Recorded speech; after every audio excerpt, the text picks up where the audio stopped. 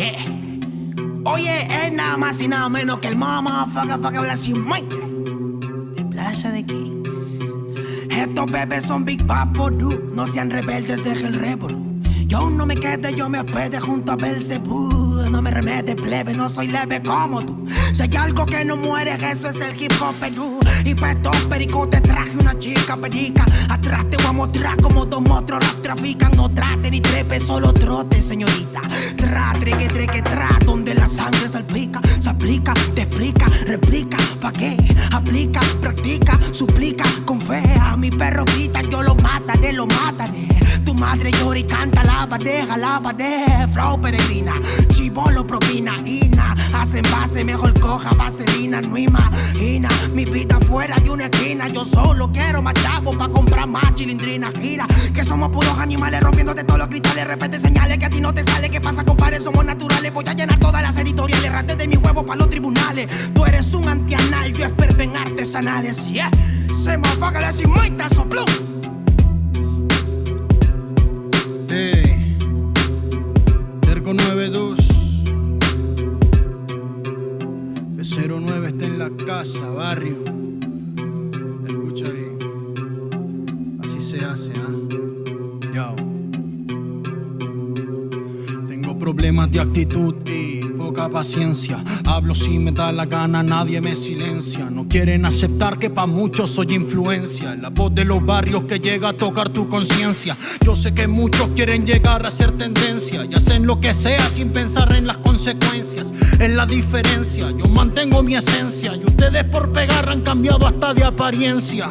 Y no es que lo diga yo, pero la gran evidencia es que cambian de personalidad con frecuencia. Y no son locos con inteligencia, solo quieren un poco de atención con insistencia. No presumo en nada, hago todo a mi conveniencia. Por eso te doy una sugerencia: conmigo no busquen competencia, que llevo 10 años ganándole a la vida y lo sabe la audiencia. La firme, qué ocurrencia, ¿cómo pueden joder sin prudencia? No se dan cuenta que mi experiencia es a base de exigencia. Mi trabajo es con independencia y el de otros de un productor depende de su permanencia. Sigo firme en la resistencia, dándole más rap en el track hasta por correspondencia. Que muchos disque evolucionaron, no es coincidencia. El dinero y la fama hizo que pierdan su decencia. Terco 92, cuando quieras, donde quieras. ¿Cómo?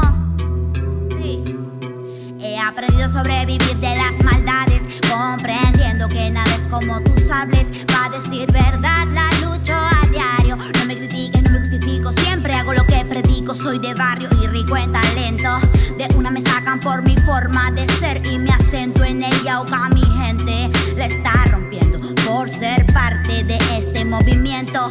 Quiero saludar a las personas que nunca confiaron en mí, que hoy por hoy se paltean cuando me ven venir. Bye bye motherfuckers, en estas líneas bye bye a fluir. Déjate llevar como hay people in the street. Yo. Déjate llevar como hay people in the street. Hey, hey, hey, oh, yeah, hey. 1, 2, 3, 1, 2, 3 es la torita aquí en la casa, primo.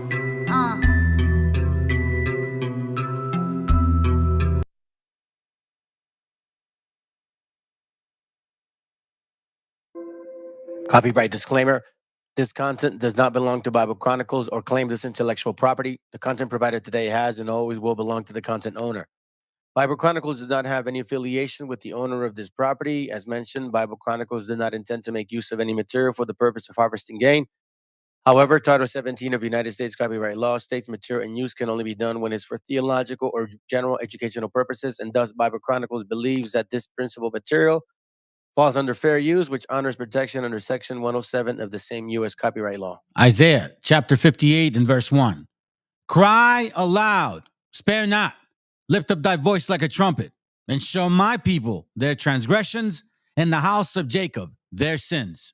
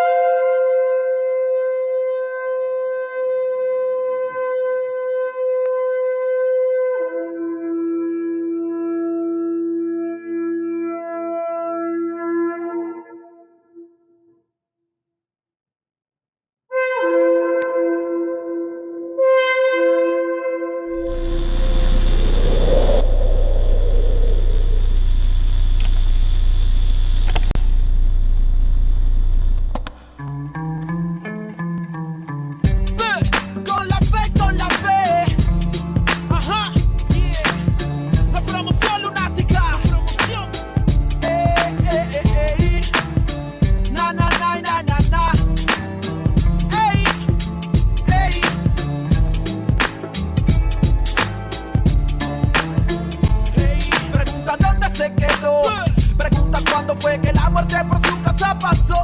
Pregunta por su vida y mira su cuerpo tiro en la mitad de la cabeza. Y se pregunta si es su muerto más. Si la muerte vino por él, llevándose alegría. A su hermana la puedes ver llorando todavía. Todos se preguntan quién, pero nadie puede responder hasta que pega el fierro en la mano del muerto. Ahora es un fantasma que vive pintado en una pared.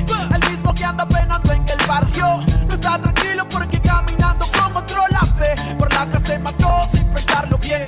¿Y para dónde es que se van? Cuando por una tonta razón se van aquellos que más quieres. Pregunto para dónde irán. Es uno menos en el barrio y uno más para el recuerdo. De pocos a pocos mi gente se desvanece, pero casi siempre son los que no lo merecen. La muerte de un inocente, lo sabe la gente, pero nadie dice que él se lo llevó. Se rompió un corazón, lágrimas de madre, sangre en sus manos y no lo comprende el padre. Recuerda que la vida no tiene un valor y grita al cielo, mejor recógeme a mi Señor. Pase lo que pase hoy, siempre con la mente tu recuerdo en mi corazón te llevaré. Para donde quiera que yo voy, pienso diferente, es que la muerte ahora está presente. Pase lo que pase hoy, siempre con la mente tu recuerdo en mi corazón te llevaré. Para donde quiera que yo voy, pienso diferente, es que la muerte ahora está presente. Dime dónde están los que desaparecieron, los que no volvieron, los que de uniforme se vistieron. ¿Dónde están los que ya no están del soldado Juan, que una bala traspasó su cuerpo con el ruido de una? Son historias como mi prima Gloria, que su cuerpo no aparece pero queda su memoria. Niña de 5 años que su aliento ya es agónico. Encuentra cuerpo pero un hueso está en periódico. La vida es una tumba que la suerte te depara. La muerte está en la mano de aquel hombre que dispara.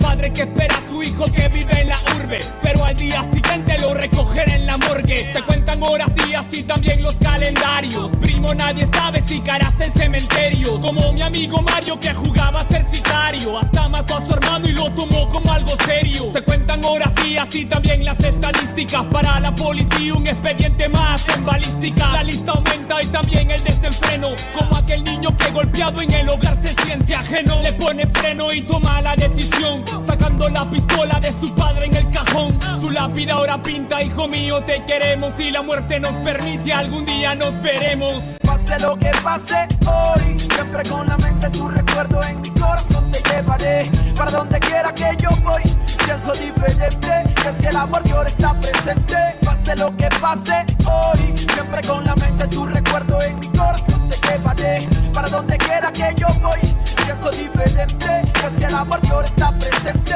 ¿Dónde van? ¿Dónde? Dime dónde van las almas que se pierden en el camino de la vida. ¿Dónde van? Dime dónde van. Que te tienen pulsos y otros por impulsos para el diván. Penas que se cuentan en la esquina, cuidado con la neblina que la muerte se avecina por la acera. Joven estudiante muere en una balacera. Otro lío de pandillas que en el diario aparecerá. La vida se desaparece como el humo de un cigarro. Loco disparando desde un carro. Otra vida que se pierde bajo el cielo gris. No se puede ser feliz cuando gente muere en un desliz. Como Marco que soñaba con ser narco, viajar en barco y olvidarse de las penas en su cuarto. Pero cada vez que parcha ya se siente harto y su corazón marchito marcha para el infarto. Almas en oferta como Berta, que se acuesta en una cama pero en otra se despierta. Son 14 años y ya perdió la niñez. Que desaparece un viernes y no regresa en 2 o 3. Coleccionando amores sin importancia a los rumores. Malos menores sin temores y sin valores, deambulando en cada sitio, con el futuro a convertirse en un graffiti. Pase lo que pase hoy, siempre con la mente tu recuerdo en mi corazón te llevaré. Para donde quiera que yo voy, pienso diferente, es que la muerte ahora está presente. Pase lo que pase hoy, siempre con la mente tu recuerdo en mi corazón te llevaré. Para donde quiera que yo voy, pienso diferente, es que la muerte ahora está presente.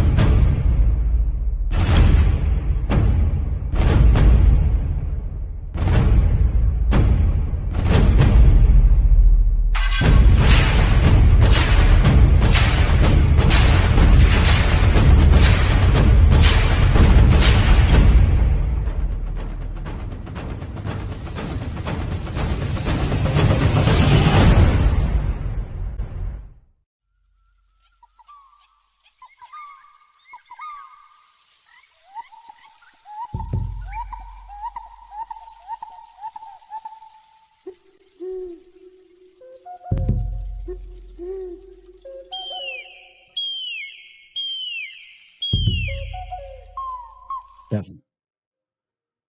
All right, all right, all right. Yeah, yeah. All right, all right, all right. This isn't Public Enemy. How y'all doing? Good evening, man. Saludos.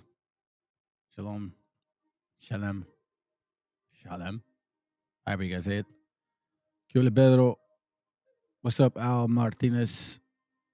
Politico. Oh, no, I know who that is. Jeremias, buenos dias. I don't even know it's good night. Don't forget to wear your fringes, Ock. Yeah, I know, man.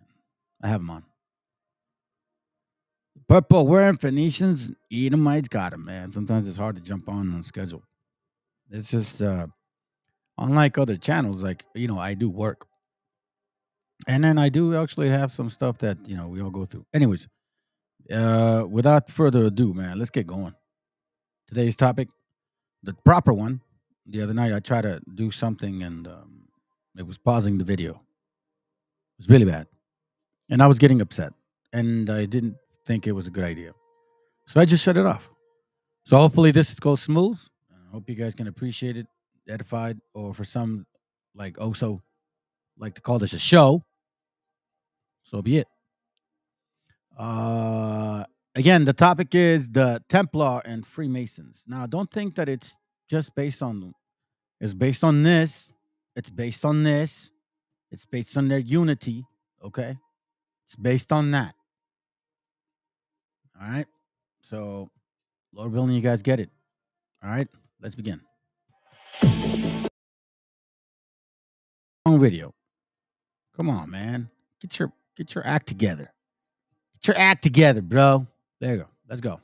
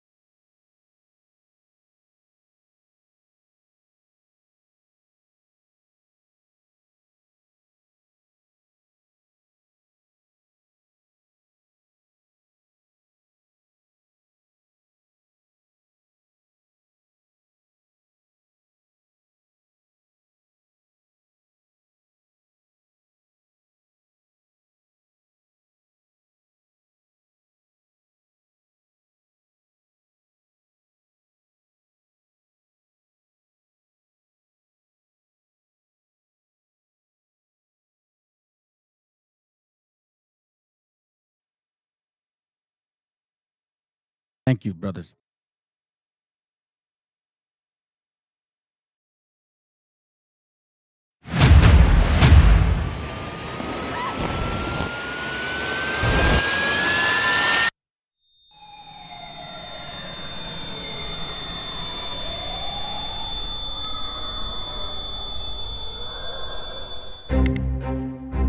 Palestine's Gaza is a small strip of land home to 2 million Palestinians, but it is essentially an open-air prison and the world's largest concentration camp. To understand how it all started, we need to go back.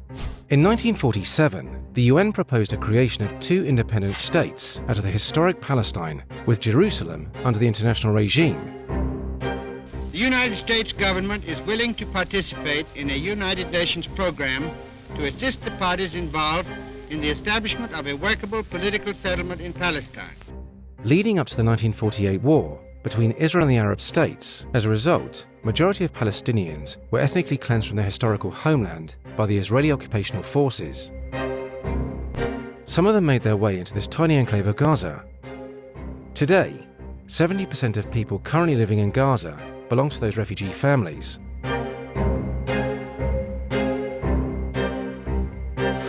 Israel maintains direct control over Gaza's air and maritime spaces and over its mainland border, limiting everything and everyone that passes through it. Effectively cutting off and isolating Gaza's population from Palestinians in the occupied West Bank and isolating it from the rest of the world. The blockade has caused a perpetual humanitarian crisis for the Palestinians in Gaza. Without being able to develop industries due to the blockade, unemployment levels in Gaza are among the highest in the world, with 62% of Gaza's youth currently jobless. 1.3 million of 2 million Gazans require food assistance.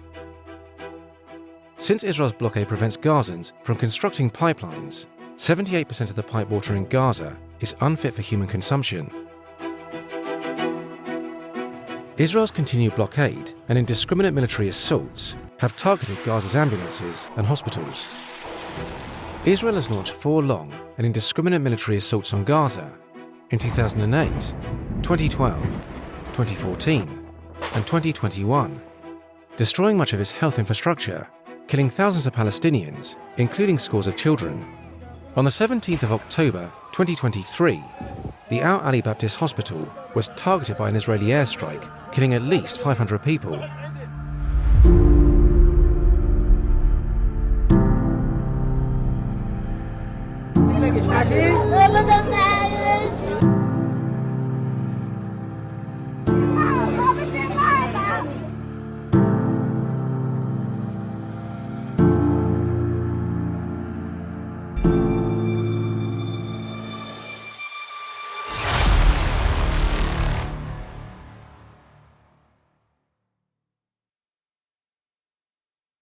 New ideas were You are an discussed. American, Yes. and I am Palestinian. You have your state, and I have the right to have my flag and my state.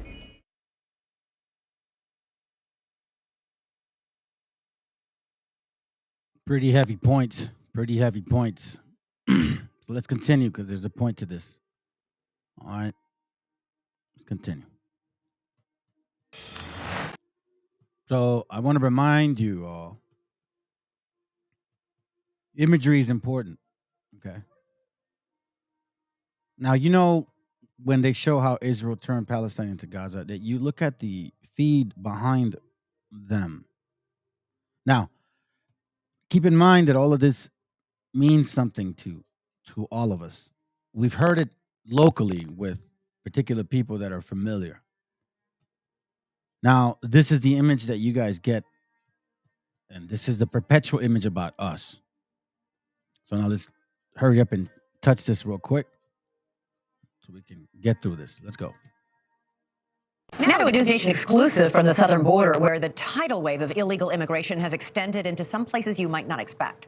We got a first-hand look at how the state's specialized tactical unit tracks down and arrests gotaways in Texas, migrants who cross illegally and escape Border Patrol. These brush teams work under the cover of night, with the goal, they say, of stemming the surge of migrants into the Lone Star State. They look like rats, don't they? When you're out in the bushes at night, when you're trying to chase something, you get a flashlight, usually an animal. Understand the feed. Understand the beast. Let's go. Correspondent Allie Bradley is live in Eagle Pass, Texas. And Allie, you got a ride along on one of these missions. Most people don't get to see this. Yeah, it was a wild thing to be a part of here, Elizabeth. And the people missions, most people pass Texas. And Allie, you got a ride along on one of You got to ride along. I want to see safari shows.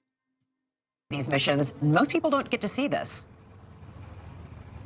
Yeah, it was a wild thing to be a part of here, Elizabeth. Processed by Border Patrol. Those are the ones that are self-surrendering. Those are the ones who want to be caught. But this elite brush team is going after the individuals who are trying to remain undetected. So we were going out there, and it is not for the weak out there. Texas, it is very, very rough terrain. Everything has thorns. We had cactus thorns stuck all throughout our clothing and all along our legs and everywhere, because that is what it's like out there. And that is what the DPS brush team is dealing with and what they are going through every single day under the cover of night. Take a look. DPS elite brush team are blacked out. No lights, no reflectors, just pure darkness. They hit the road and on foot, using flashlights and drones. The thorny terrain no match for the stealthy squad on a mission to find those who don't want to be found. You know, they passed all these news feeds and poor Israel and poor this and poor so-called African Americans and poor white people and poor, man, you know what? I am sick and tired, man. I am sick and tired. And I want y'all to be the same. I want you guys to feel the same damn way. Because you want to know something? This is all I ever see, and it intensifies every 4 damn years. This is a made up problem by the same people that are complaining in this country. This is a made up problem.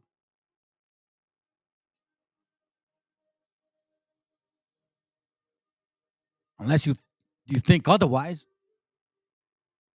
Unless you think, well, no, it's because people are breaking the law and they should be respectful. Shut your ass up. Jeremiah 49:7, it reads, concerning Edom, thus say the Lord of hosts, its wisdom no more in Teman? His counsel perished from the prudent? Is their wisdom vanished? Is their wisdom vanished? At one point, people thought y'all were somewhat bright, somewhat smart.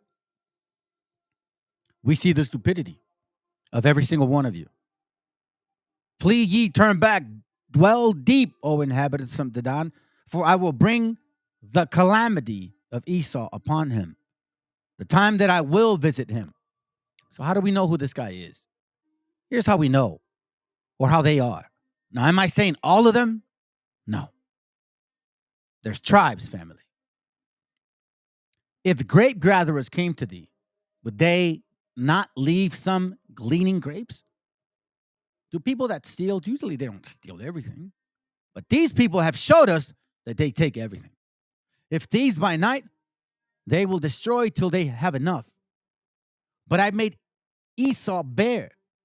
I have uncovered his secret places, and he shall not be able to hide himself. Now, this isn't the topic, but I will do a class on how these guys are planning on going underneath in tunnels. Scripturally, they will be found. That's for sure. His seed is spoiled, and his brethren and his neighbors, and he is not. So all of this that they believed, they really believed it. It's like a broken egg inside without being cracked just yet. You ever shaked one and left it in the sun? In case you never have, you should try it one time. Shake one up real quick. Leave it in the sun for several days. See what happens a few days after. You're going to find out real quickly that it's not a good smell. That means spoiled apesta, güey. Like for real. O sea, a ver, que alguien me explique. Let me see. We see them looking stupid because their degeneracy is destroying them. Just like the Greco-Roman forefathers in ancient Rome. That's how you see this red pill alpha male. Yeah, for sure. Without a doubt, bro. That actually shows extreme insecurity, man. His seed is spoiled, and his brethren, his neighbors, and he is not. We see, again, the fruit don't fall far from the tree. In a tree that is crooked can never be straight. Can never be straight. And just like that, they are. This young illegal immigrant discovered hiding in the shoulder-tall brush. Hola, ¿cómo estás?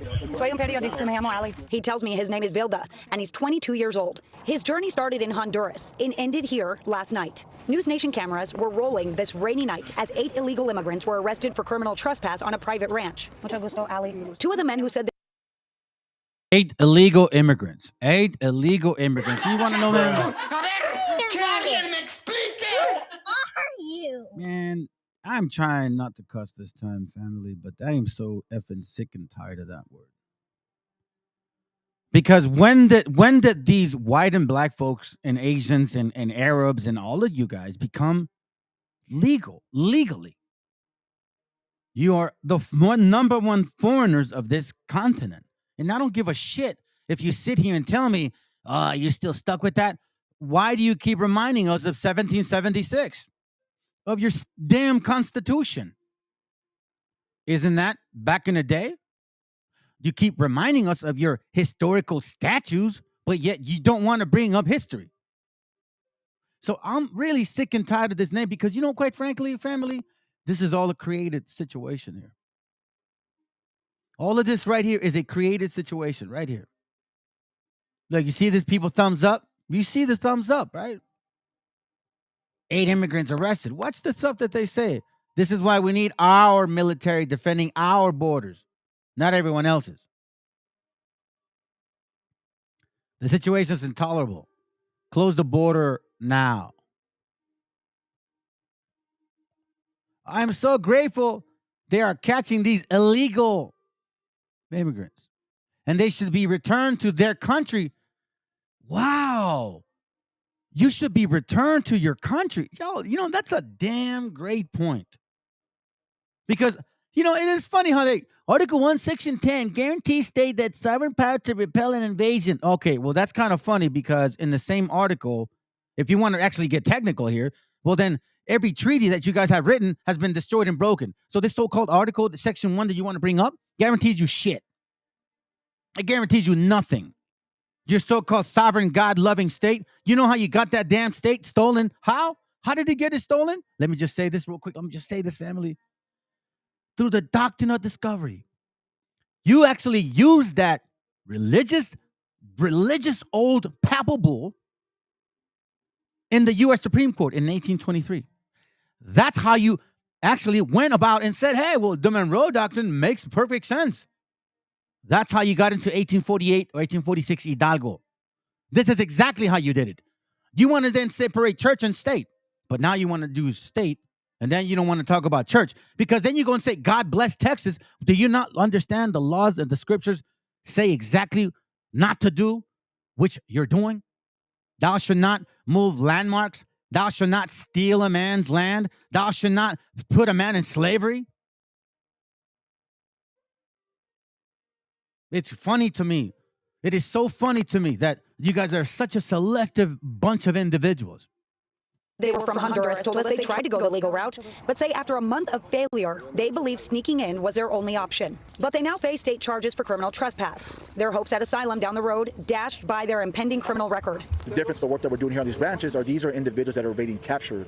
They're trying to go undetected, and in that case, they get picked up by human smugglers. We're trying to prevent that. What you're seeing right now, what you saw on these ranches are illegal immigrants that are here for economic reasons. And the most part, the majority that we've come across are here for economic reasons. They want a better life, we understand that, but of course that does not meet the current asylum process. So that's what we're trying to prevent. Lieutenant, see here clearly that it's because of economic reasons. He said it himself. Economic reasons. Again, Jeremiah 49:9, it says, if great gatherers came to thee, would they not leave some gleaning grapes?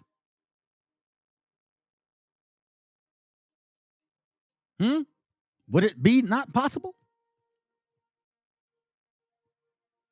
Let's continue. We're setting this up, family. We're setting this up. This is all going to connect once we get to the end, and then I got a long video to show you. Not a long video, but it's a video that I've been wanting to show you for some time. We read this before, so let's see if we can actually watch it again.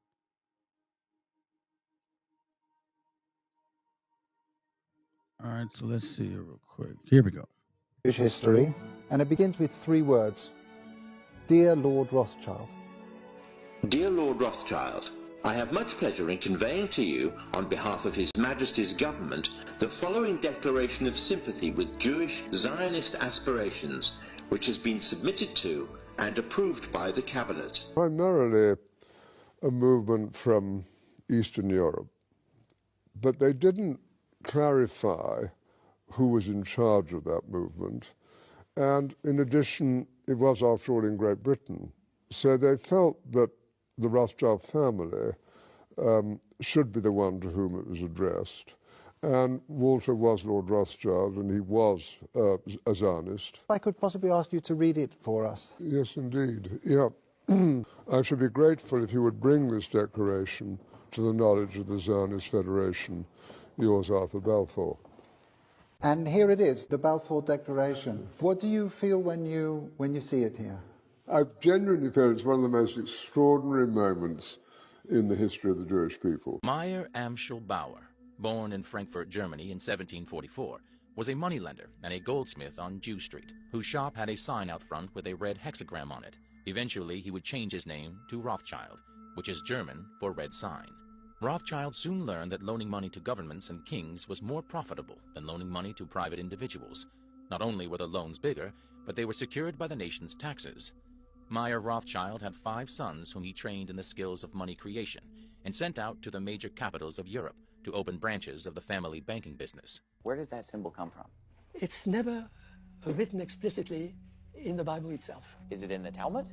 Perhaps. Is there a passage in the Bible about that or no? No. Okay. So you're not really sure exactly where that comes from? No. You got me. Is it nobody knows, huh?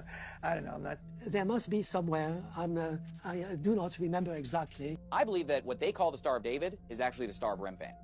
Because when you study the Bible, you'll see that when they worshipped other gods, the Bible talks about them carrying the banner of the star of their god Remphan. You took up for yourself the star, that's the 6-pointed star, of your god, called Remphan or Kiyun. All these were names for Moloch, the great Baal, the great fire god, who was the devil. Beelzebub. They sacrificed their own children, the Jews did, to the star god. When they worshipped a false god, they had the Star of Remphan as an icon and as a symbol. We never see a Star of David in Scripture, but the star of the false god Remphan. And so we know today that they are not worshiping the true God, because the Bible says, he that denieth the Son, the same hath not the Father. But he that acknowledgeth the Son hath the Father also. If the Jews do not believe on the Son, the Bible says they don't. So again, this is an actual setup to the whole process here, and whoever Marvell is, I'm not really interested in entertaining you right now because I want to finish this class. It's pretty long. Come another day. I'll waste my time with you. Right now, I got a purpose here. And we ain't got to prove shit, to be honest with you. Scriptures are clear as to who they are. It's clear. And if you really, really, really want to know, I can take you through our migration. I can show you that we still practice the food, the clothing, the customs, the history, the name. I can even show you where the scriptures apply to us thoroughly. And with books too. We didn't come around Africa. We don't believe that stuff, man. So if you believe that that's what we believe, you're in the wrong channel. Because I'm one of the few that actually I'm one of the first ones that have shown our migration. Nah, I'm not gonna go live with you either. I don't want to debate on text, man. If you want to talk to me, bro, get on, or you can come another day. But I'm gonna go in my class. Watch around, man. It's all good. It's all good, family. You know, he's being somewhat respectful, man. He asked. It's cool. It's cool. Oh, by the way, fam, I'm gonna tell y'all something. The whole name of Yahweh, Bahashem Yahweh Shai, I'm gonna prove how that is not real. And I'm gonna show y'all through historical books the actual name of the Most High. But that's in class. And just to let you know, this is a long process. This is a long process. I've been going through a long process in these classes. If you show up, you're kind of late. But anyways, let's continue.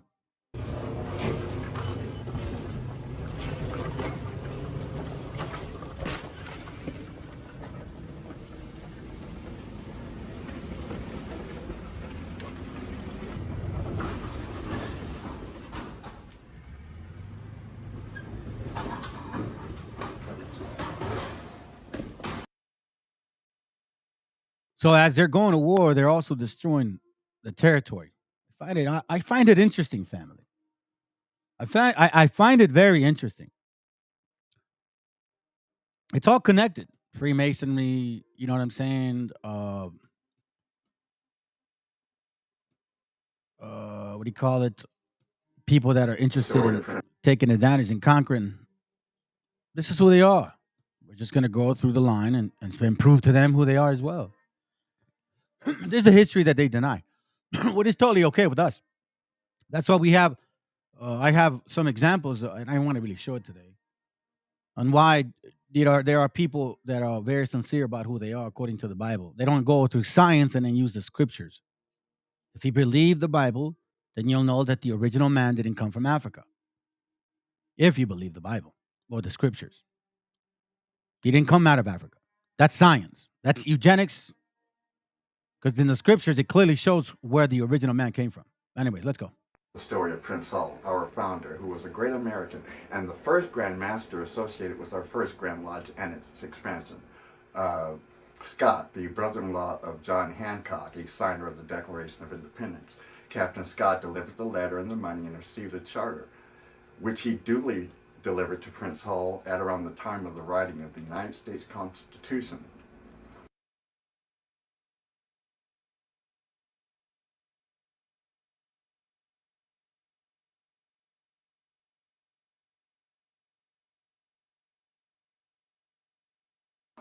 Wake up! I've got one that can see.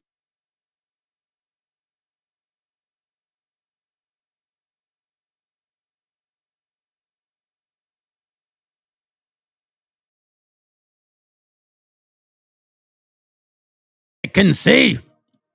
Got to show both of them. Here's more proof. We're going historically back and forth, fam, because I'm going to show you something. I'm going to show you something that we talked about, and it has to do with.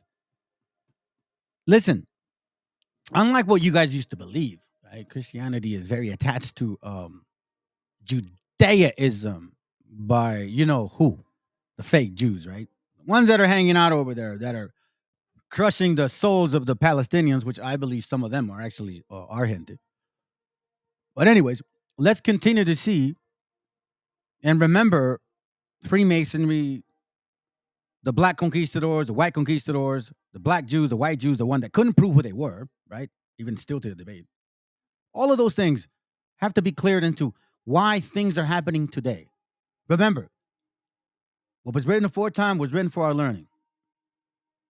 Right? Now, why does it say that? Because Ecclesiastes clearly told us that it was going to continue to happen to us, as Deuteronomy 28 said, and for signs and wonders. Upon thy seed forever. Let's go. Put a servant to be the captain of the ship, man. These people had, what did you say, history. They had titles, and they had respect. They didn't just, let anybody just be the captain of these ships. So we got to dig into who they're saying the servants and dig into the real history of all these characters to see if they were breed servants or slaves brought to Europe. The earliest evidence of black conquistadors, the Spanish colonies, also comes from 1502. In that year, the new governor of Hispaniola, Nicolas de Obando, brought with him from Spain a number of Iberian-born black slaves, not only to work but to help keep the indigenous population subdued. All right, so look what it's saying here, saying this Nicolas de Obando, most likely a Moor or black conquistador, brought with him from Spain a number of Iberian-born black slaves. All right, Iberian, that's all Spain and Portugal, right? And it says that he brought them so he can help them subdue the indigenous population. More on more, black on black, right? They seem to have done the opposite. However, for within a few months, Obando had banned further introduction of blacks on the grounds that they incited native rebellion.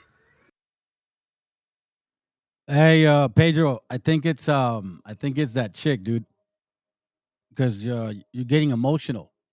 I just told you that I'm going about my class, but you keep saying, asking questions after question. You are showing the same spirit of the girl that comes and acts like a man on this channel, says she's not, doesn't answer if she is or isn't. You're acting like that again. Now, she says, please respond.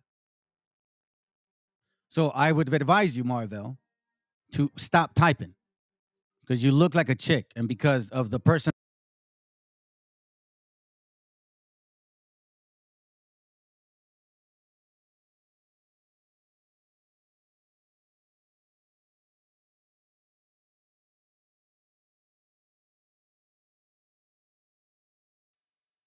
Nevertheless, in the ensuing decade came.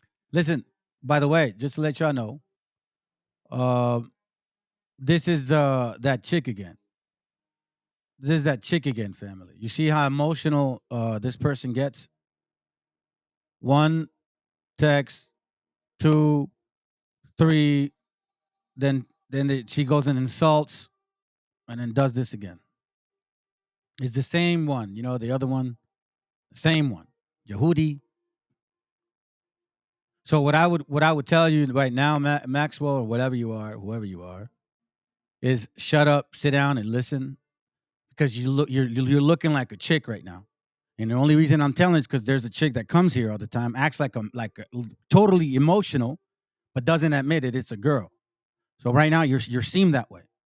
So if you're not her, then be quiet or leave and come back another day, because I'm not gonna go back and forth with you. Let's go.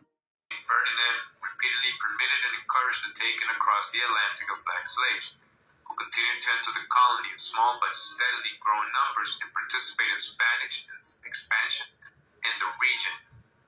Right, so this is starting to basically sound like they're saying that they brought African slaves not to come work in plantations and to replace the indigenous slave population, but to actually subdue them and help them conquer and invade them. That's what we've been reading so far, right?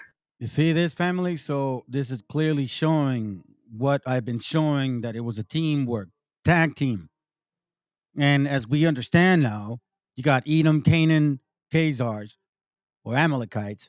You got the power, you got the muscle, and you got the financiers. You know what I'm saying? You got to be mindful exactly how that functions. Interesting. Oh, that was me. Puerto Rico. All right, again, in 1508, Ponce de Leon took armed Africans to help him conquer Puerto Rico. They helped Africans, the Africans helped them conquer Puerto Rico. Like the books have been showing. But again, we know now who the financiers were. It's very clear to us. And that's who I'm targeting today. Not necessarily these guys. But let me remind you of the Spirit, because the Spirit bears witness. Now, I want to show something to y'all, family. What he's talking about is people that helped these Spaniards, right? These so-called white Spaniards, but they weren't. They were swarthy at times. These people called the Moors. You see this hat? That's why I keep saying, when they tell you who you are, when they tell you who they are, start believing them, which is why the Spirit is expressing itself. There's no such thing as 12-tribe chart. Get that out the door. We already understand that. We know damn well that it wasn't just white conquistadors. It was black West African conquistadors. A couple of North Africa, you know what I mean? But for the most part, it was that region as well. It wasn't just gringos. And here we get an example of who. They're standing up for their history because they understand what happened. Let's go. This morning I heard Mayor Brandon Johnson say that the sentiment in the black community is waning. A lie. The sentiment is not waning. We are not okay with you taking our resources and giving them to people who don't live here.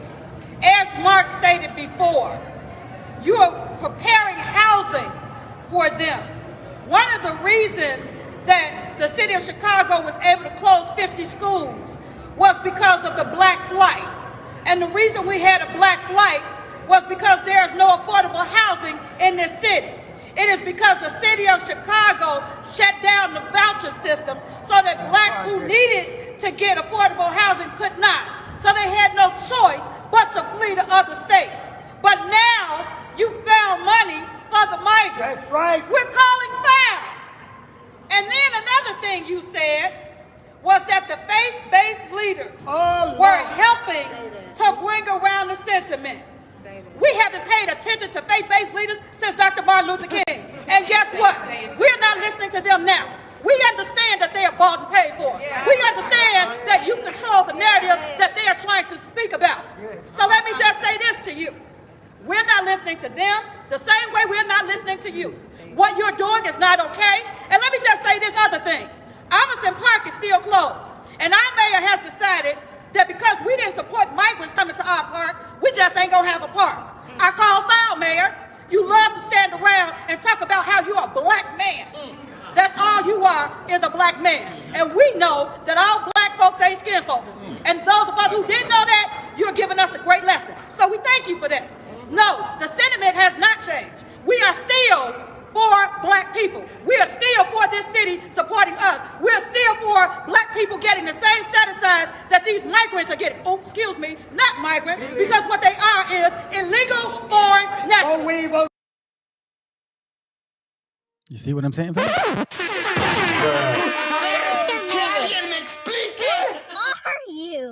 You still want to kiss ass? You still want to bend the knee for that stupid ass chart? You still believe that these people are actually people of the book? Both of them are showing you that they're not. Look at the movie Mississippi Burning. Who did they pull over, family? 3 kids. 2 in the front, 1 in the back. The 2 in the front were 2 so-called Jews. The 1 in the back, black. What a coincidence, right? It doesn't end. But again, this is not my target today. I've done enough classes of this. I've done enough classes of that. But I'm just showing you that it's coming from every single angle. Every single angle. And this is from people that are not even from this continent. Let's remember that. And this person just heard me speak Spanish, and she said, great, you're Mexican, right? Repeat what you just said. You have a problem when people want to speak Spanish in your country, right? Yeah. Repeat what you just said. This is America. What did you just say to me? You don't speak Spanish. What did you just say to me? You are no one to tell me that this is your country. You're no one to tell me to speak one language because I know what I want to speak, and it's not my fault that you're not bilingual, and obviously you don't know Spanish. Your comment was racist and was using the restroom. Awesome. Un momento, Fíjate a qué nivel de racismo llega un vídeo porque soy americana y soy blanca. O sea, su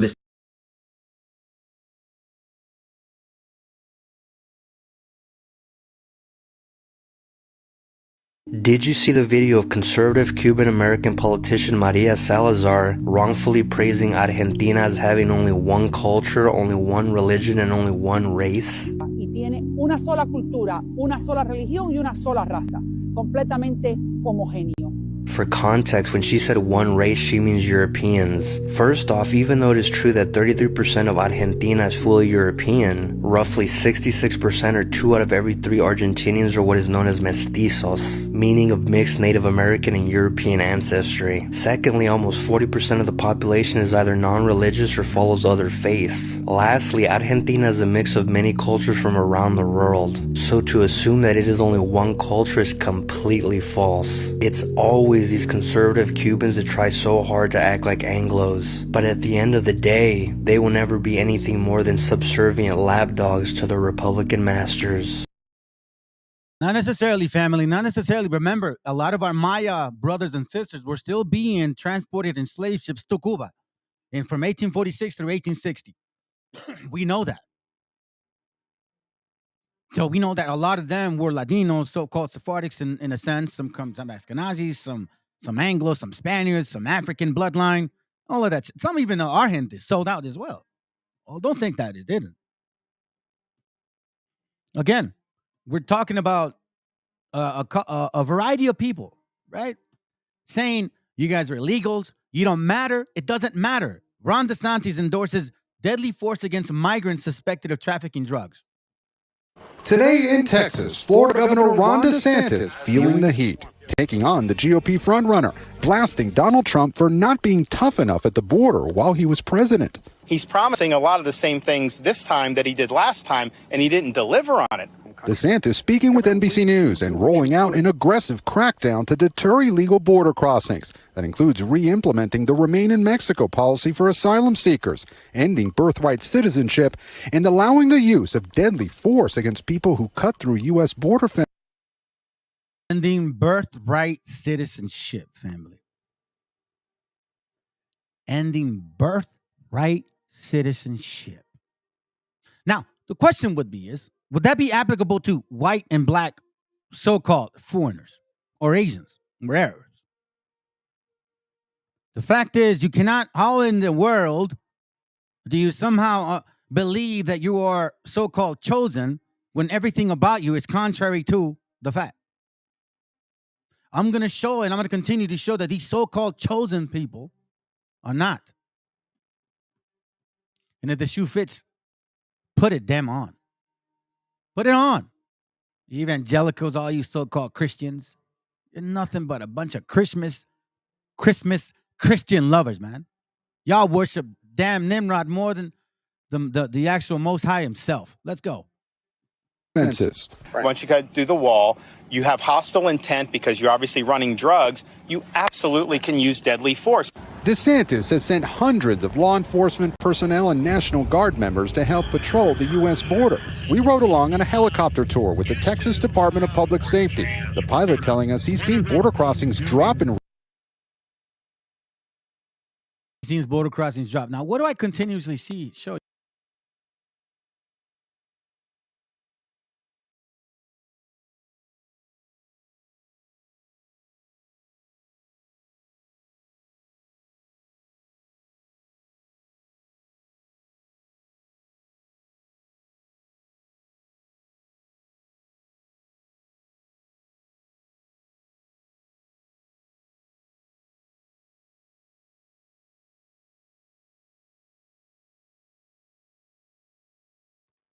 Thank you, family, but I wasn't actually. I was trying to fix something. I'm glad.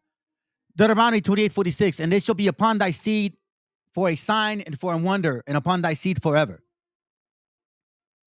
This is continuous to us. It continuously happens to us no matter what.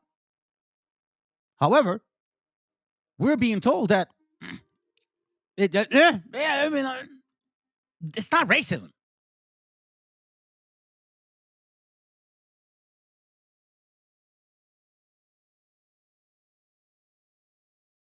Even against Irish, but not against y'all. Yet we continually see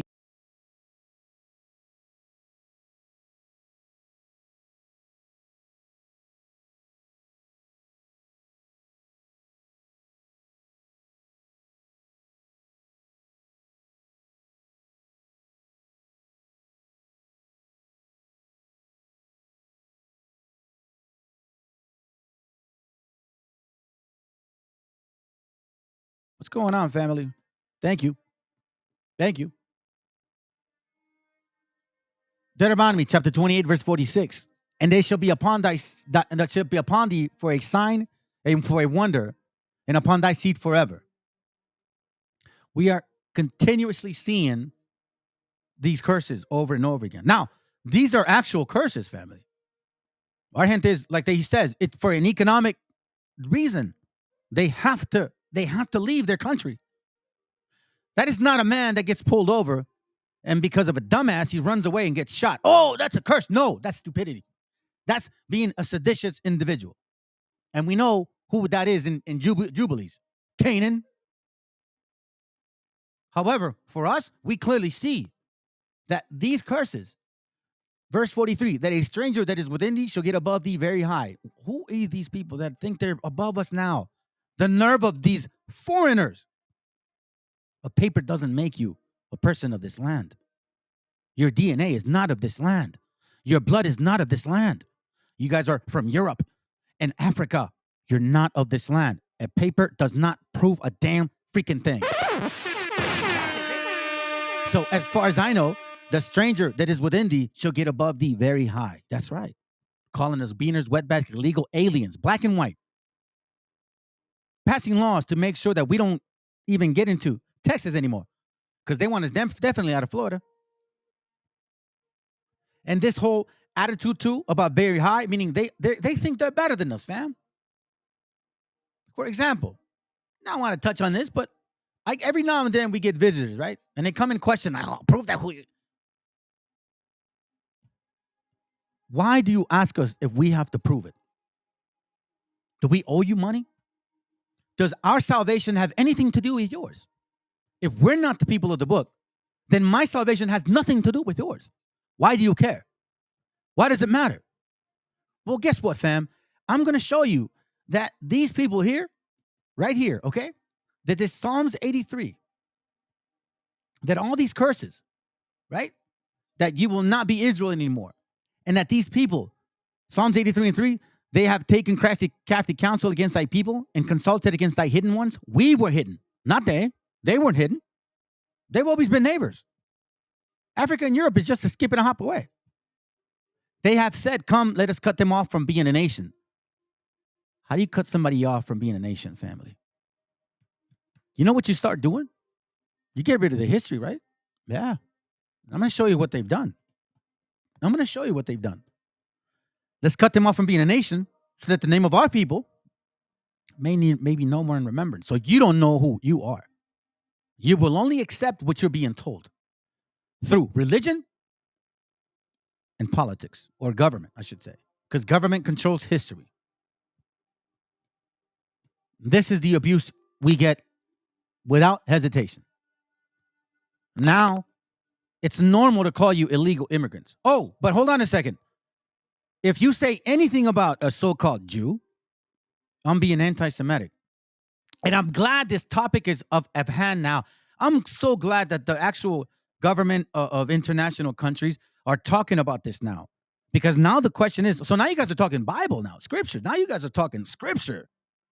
Because you're mentioning Semites. Okay, cool. So the Semitics are people of Shem. We still got two other roots, Japhet or Japheth and Ham. So now, if you're saying that they're those who they are, then who is Japheth and who are the Hamites? Who are they, family? Let's continue to watch this, man. Recent weeks after the end of the COVID border restriction known as Title 42. But he says the situation is still out of control. What are you seeing now compared to 5 years ago? Anybody that thinks this is a secure border is delusional. There's nothing secure about this. This group of mostly Venezuelan migrants blocked from reaching the U.S. by razor wire along the Rio Grande and Eagle Pass. Are you desperate? ¿Están desesperados? They tell me, of course they are, and that they just want to come to America and work. DeSantis' critics say his immigration proposals largely mirror those of Mr. Trump, who, according to a new NBC News national poll, has the support of 51% of Republican primary voters. DeSantis' support has dropped to 22%. He's falling like a rock. People are getting... In mind, family, keep in mind that that's 52%. Now, we're talking about deadly, if they cross the border, then you know what? They have the right to shoot you. How interesting, family. You're going to block me now? Hold on. Come on. Don't tell me you're going to do that. Give me a second. Let me see if I can find some with the rancher.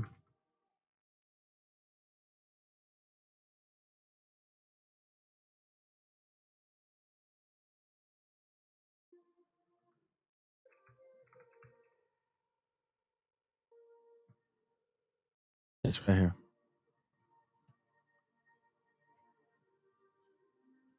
This right here. They're probably going to take it off, right? But let me see if I can. It says here, Gabriel Cuenbuitema was slipping across a rancher's land near the border. Hold on.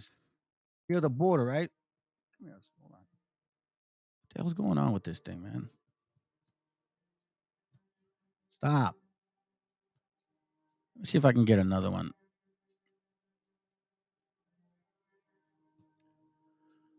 Check this out. Arizona rancher George Allen Kelly, murder charge downgraded to second degree in shooting of Mexican migrant. Okay? $1 million bond accused of murder for shooting and killing a migrant on his property.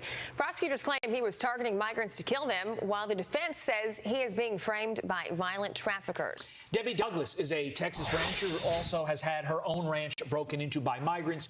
She joins us now. Debbie, as someone who lives on a ranch near the border, what was your reaction when you saw prosecutors go after George Kelly in the first place, continuing to go after him in light of the fact that he was, quite frankly, defending his family?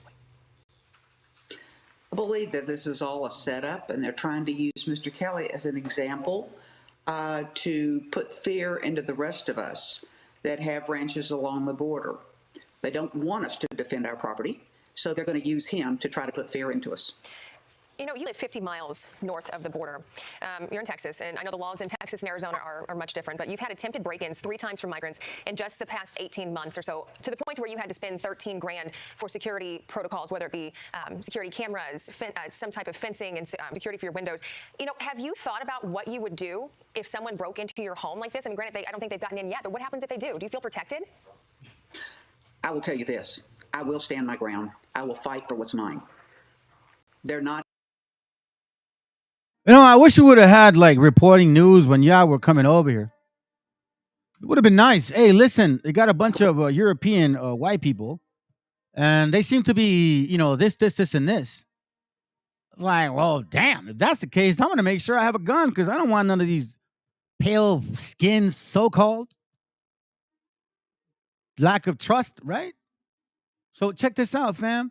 The other channel or the other page was saying things like, since when do illegal aliens have rights? Since when do illegal aliens have rights?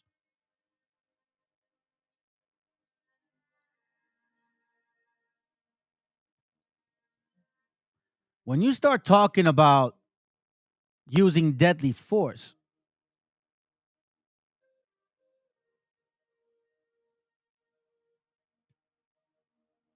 and then all of a sudden it doesn't matter. It doesn't matter. It's like no news. It's no news. It's not important. You know why? Because they ain't black or they ain't Jews, right? Or they ain't white. Those are facts. Those are facts. You want to know who's causing all of this, family? Before I do, man, let me get this scripture out. I wanted to read this a while ago.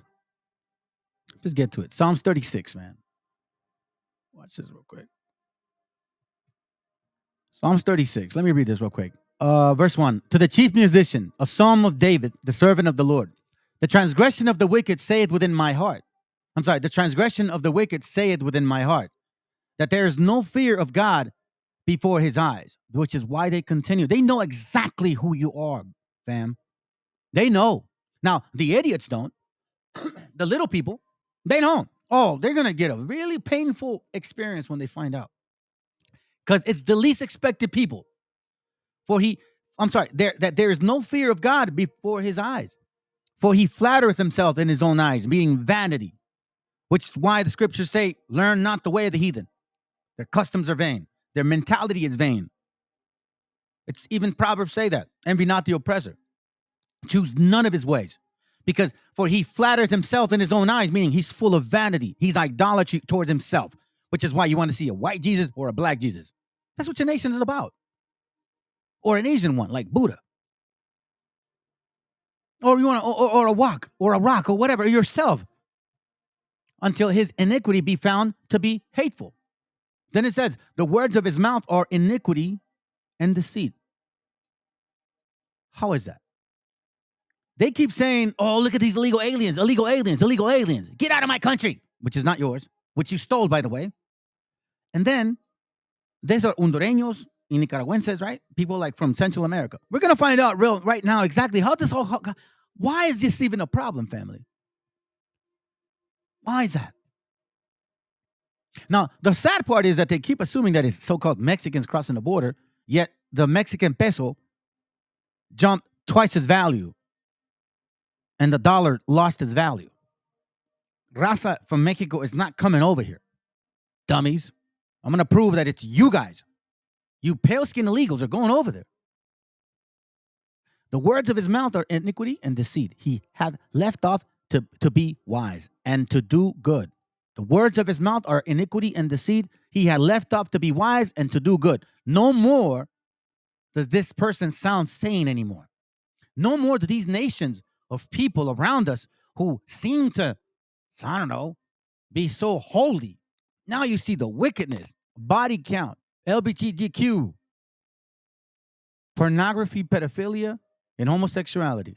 And all of these are nations that are not of this continent, not of this land. He or they devised mischief upon their bed, his bed. He, you mean they, said it himself in a way that is not good. He abhorreth not evil. Give me a second, bro. I saw you earlier, man. Thanks, by the way. Judges 1:10. But these speak evil of those things which they know not, but what they know naturally, as brute beasts, in those things they corrupt themselves. I saw that earlier, which is why I kind of just let it be, bro. But thank you. Excuse me real quick. Let me read this one. Sorry about that. Let me read this one real quick. 1 Timothy 2:24. Some men's sins are open beforehand, going before to judgment, and some men they follow after. So some of them, family, are very clear. Some men's sins are open beforehand, meaning right away, going before judgment. And some, it's just in time. Fam. There's a couple ways to look at that scripture.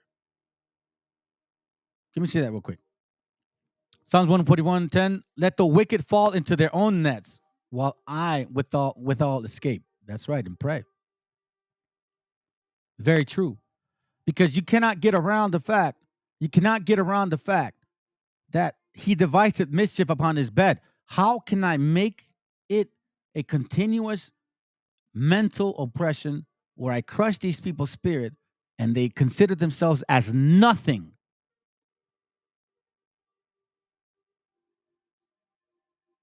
Yeah, it's true.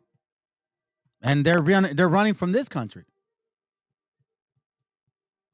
But check this out. Let's find out how they created all of this problem. Because you guys that complain, this is why when the time comes to pay the piper, you're gonna have to pay. South American country which has had its government overthrown by the CIA since 1947. Costa Rica in 1948. Guatemala, 1954, El Salvador, 1979, Nicaragua, 1981, Panama, 1989, Paraguay, 1954, Brazil, 1964, Peru, 1968, Chile, 1973, Uruguay, 1973, Argentina, 1976, and Venezuela in 2002.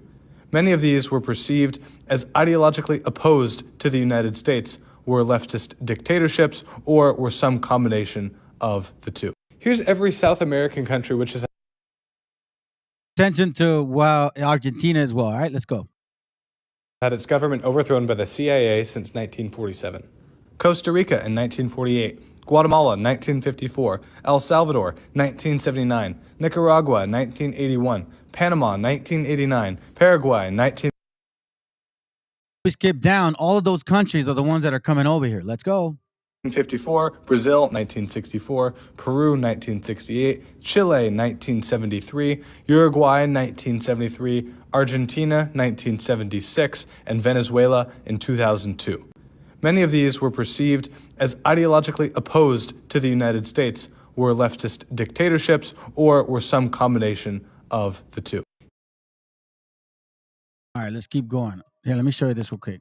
This one's in Spanish. All right, so follow me here, family. Like I said, the topic at hand, like I said, the topic at hand is what? Let's not forget. Who are these people? So now I mentioned we're going to stop at around this minute here, 3:36. So I'll start off right here. Okay, let's go. Desarmados, inermes, 10.002 personas asesinadas. 4.104 niñas y niños asesinados. Desarmados, inermes, 10.002 personas asesinadas. 4.104 niñas y niños asesinados. Las imágenes en las redes son brutales. 4.104 niñas y niños. ¿Qué hicieron esta niñez para merecer una muerte tan infame? 2.641 mujeres, 25.000 heridos, 67% de los asesinados mujeres y niños. A 23 días del genocidio, iban 23 periodistas asesinados, 134 médicos y enfermeras, 489 adultos mayores, 63 funcionarios de la ONU, 10.000 muertos y desaparecidos, ya son 10.002 los muertos, no están contabilizados el número de desaparecidos, 3 iglesias destruidas, 47 mezquitas, 219 escuelas, 200.000 edificios destruidos, servicios de salud y ambulancias 200 y todavía no se daba el ataque a las ambulancias que transportaban heridos para llevarlos a otro lugar, hospitales fuera de servicio 12. El discurso en contra del terrorismo y del ataque original de Hamas no tiene cabida aquí, porque lo que estamos viendo es un Estado nacional, el Estado de Israel, atacando a población civil indefensa, de todas las edades, niños, mujeres y adultos mayores por igual. El Estado de Israel, con toda su fuerza bélica, con todo el ejército, con todos los recursos económicos, con el apoyo de Estados Unidos, dio un corredor de salida para la Franja de Gaza y acto seguido bombardeó a los civiles que se desplazaban por ese lugar. ha atacado los hospitales donde civiles se habían resguardado, además de la gente que necesitaba atención médica. Las imágenes son monstruosas del genocidio. Nadie puede subirse a esta tribuna a defender semejante barbarie. El peor genocidio transmitido en vivo por los mismos funcionarios del Estado de Israel que han subido a las redes sociales las imágenes de los bombardeos correspondientes. Aquí no estamos hablando de antisemitismo porque tanto el pueblo palestino como el pueblo judío son semitas. There you go, right there. That's there. So now on the president, well, the floor with this government in Mexico, he says that you can't say that they're anti-Semites because they're both Semitic. So now my question to you is this. If they're Semitic, who are you? Who are you? Well, you guys know there's Shem, Japheth, and Ham, right? I want to show you this real quick, family. See, I'm jumping to these things because I'm trying to help you connect the dots, fam. Let me read this to y'all. Bad news for Jews, it says. Now, bad news for Jews, it says. How 6 U.S. and U.K. media moguls aided the Nazi regime. What exactly is this? What am I talking about? Watch this. Oh, my bad. So Hitler says he expects... Okay, hold on a second. Who is this guy here? It says, in the newspaper Axis, historian Kathy S. Olmsted details how prior to World War II, press barons, including William Randolph Hearst, worked to sway the public towards Hitler line. Now, what is this right here? Check this out. What is the meaning of this word? It means a member of the lowest order of the British nobility. So somebody in high regards, okay? So check this out. In 1934, Lord Harold Rothermere, the owner of Britain's Daily Mail, filed a story from Munich praising Adolf Hitler. The article was published when Jews were being ousted from public life in Germany, and the Nazi Party had already established a large network of concentration camps across the country.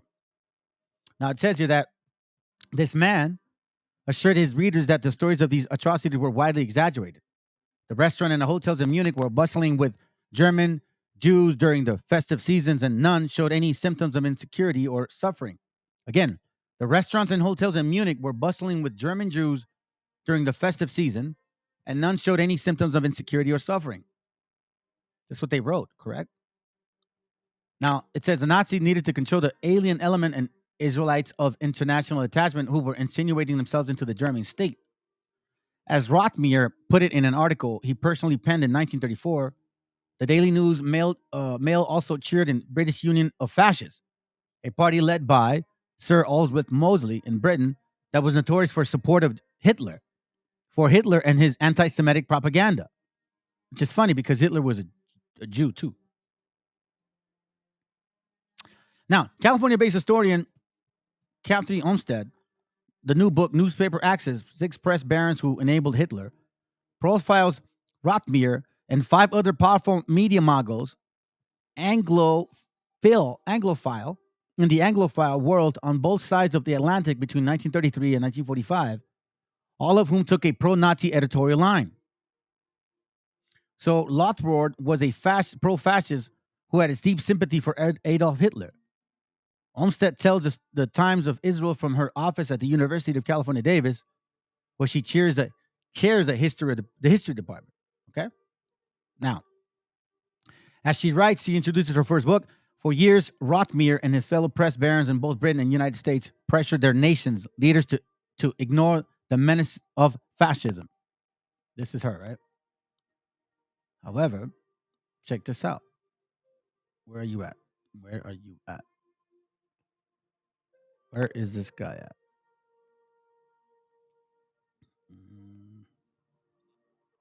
So these guys have media power. Okay? They're decision makers when it comes to printing. All right. I want to show you how this guy's. Look, William Randolph Hearst paid Hitler and other top Nazis an average of $1,500 per article, or $20,000 in today's money. By giving fascist dictators access to the American public, allowing them to present themselves as peace-loving champions of order, Hearst helps to normalize fascism in his 30 million readers. These press barons did not just sell the news, they constructed it and lied as they reported events so that they could make a lot of money and gain political influence too. Olmsted says Britain's daily news, yada, yada, yada, blah, blah, blah. Right? So why am I sharing this? Who's this guy here? This is why I'm sharing this, family. See, in order for you to understand history, you got to look back just a little bit. This is, I cannot remember honestly what book this is from, fam. I wish I had it, but I'm just going to read it to you, okay? It's page 43. I'm sure I'll remember it before I finish, okay? I'll try it. It says, that fall, the stock market crash of October 1929 and on the onset of Great Depression led to sparkling unemployment, heightened anxiety levels, and a widespread scapegoating of immigrants. The belief that foreigners stole U.S. citizens' jobs, drained public coffers, carried diseases, committed crimes, and harbored communist and radical political views resulted in rising chorus across the country calling for their expulsion. Not only that, the coup d'etat, that's what it was. When they were against so-called capitalism, they would call themselves what? They were communists. They were radical. They were radical politicians. Now check this out. Look at the name. William Randolph. What a coincidence, right? William Randolph, again, the nation's most powerful media mogul, repeatedly used the pages of 28 newspapers, which reached 5.5 million daily subscribers, 7 million people on Sunday. They lied because it said 30. To call for the deportation and harsher immigration laws. The farmers rid his barns of rats. Y'all are rats. Do you understand that? You guys are all rats. The farmers rid his barns of rats. That's what that guy did. When he shot that brother of ours, he saw them as animals, rats. His hen house of weasels. Good housekeepers wage ceaseless war against vermin, heathens, illegal aliens, beaners, wetbags, spics that we're going to run Operation Wetback on y'all. Again, for signs and for wonders. Upon thy seed forever until we get it right. And employers will not have dishonest people about them. Then he says, no man keeps his own house of those that are enemies of his family for any other reason harmful. Uncle Sam should clear his house thoroughly of all undesirables.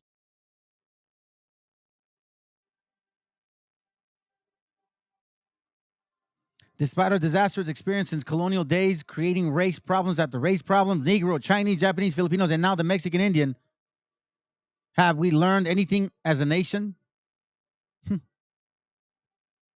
So they said. Oh, but that's not all, fam. I got more for you. Remember this guy? You see, that's why it's important that you study and don't let someone else teach you your own history. Remember this guy here?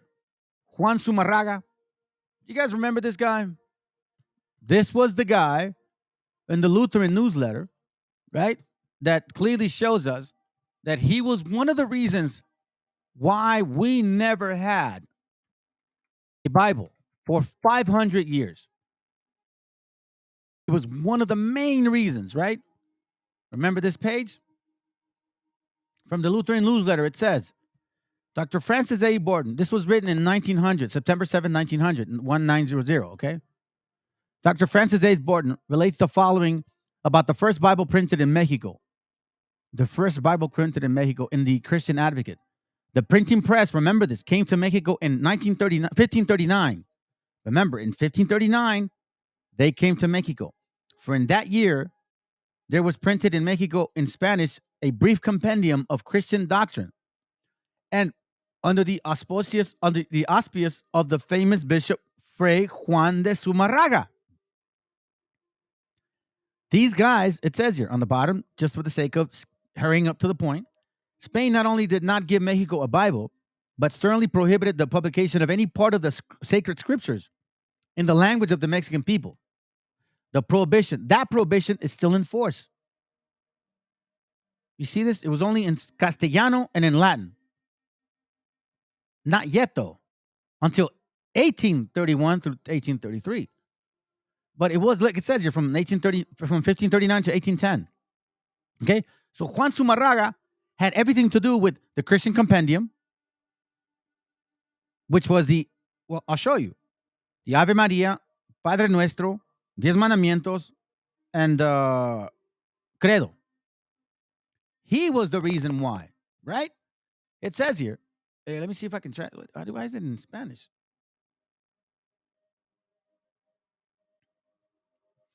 It says Juan de Zumarraga was the first bishop of the Diocese of Mexico, where he arrived in 1528. You hear this? He brought the first printing press to the New World. He was consecrated on 27 April 1533. He became an archbishop. He founded the first chapel honor of Saint Mary of Guadalupe, right? So this guy's attached to the Christian Compendium. He's attached to those 5 things that we were obligated to learn, which if you learn, for whatever reason, the pyramids. Hold on. If you learn anything outside of that, you would be killed. Check this out. This is from the Mysteries of the Mexican Pyramids, page 16. It says here, according to the Spaniards, Indians were supposed to know only the Our Father, Ave Maria, Credo, and 10 Commandments. Reading and writing was considered as dangerous as the devil. So not only did this guy not allow you to read about your history, right? Well, first of all, he only allowed you not to read the whole Bible, or technically your history, but he was limiting as to what you could learn.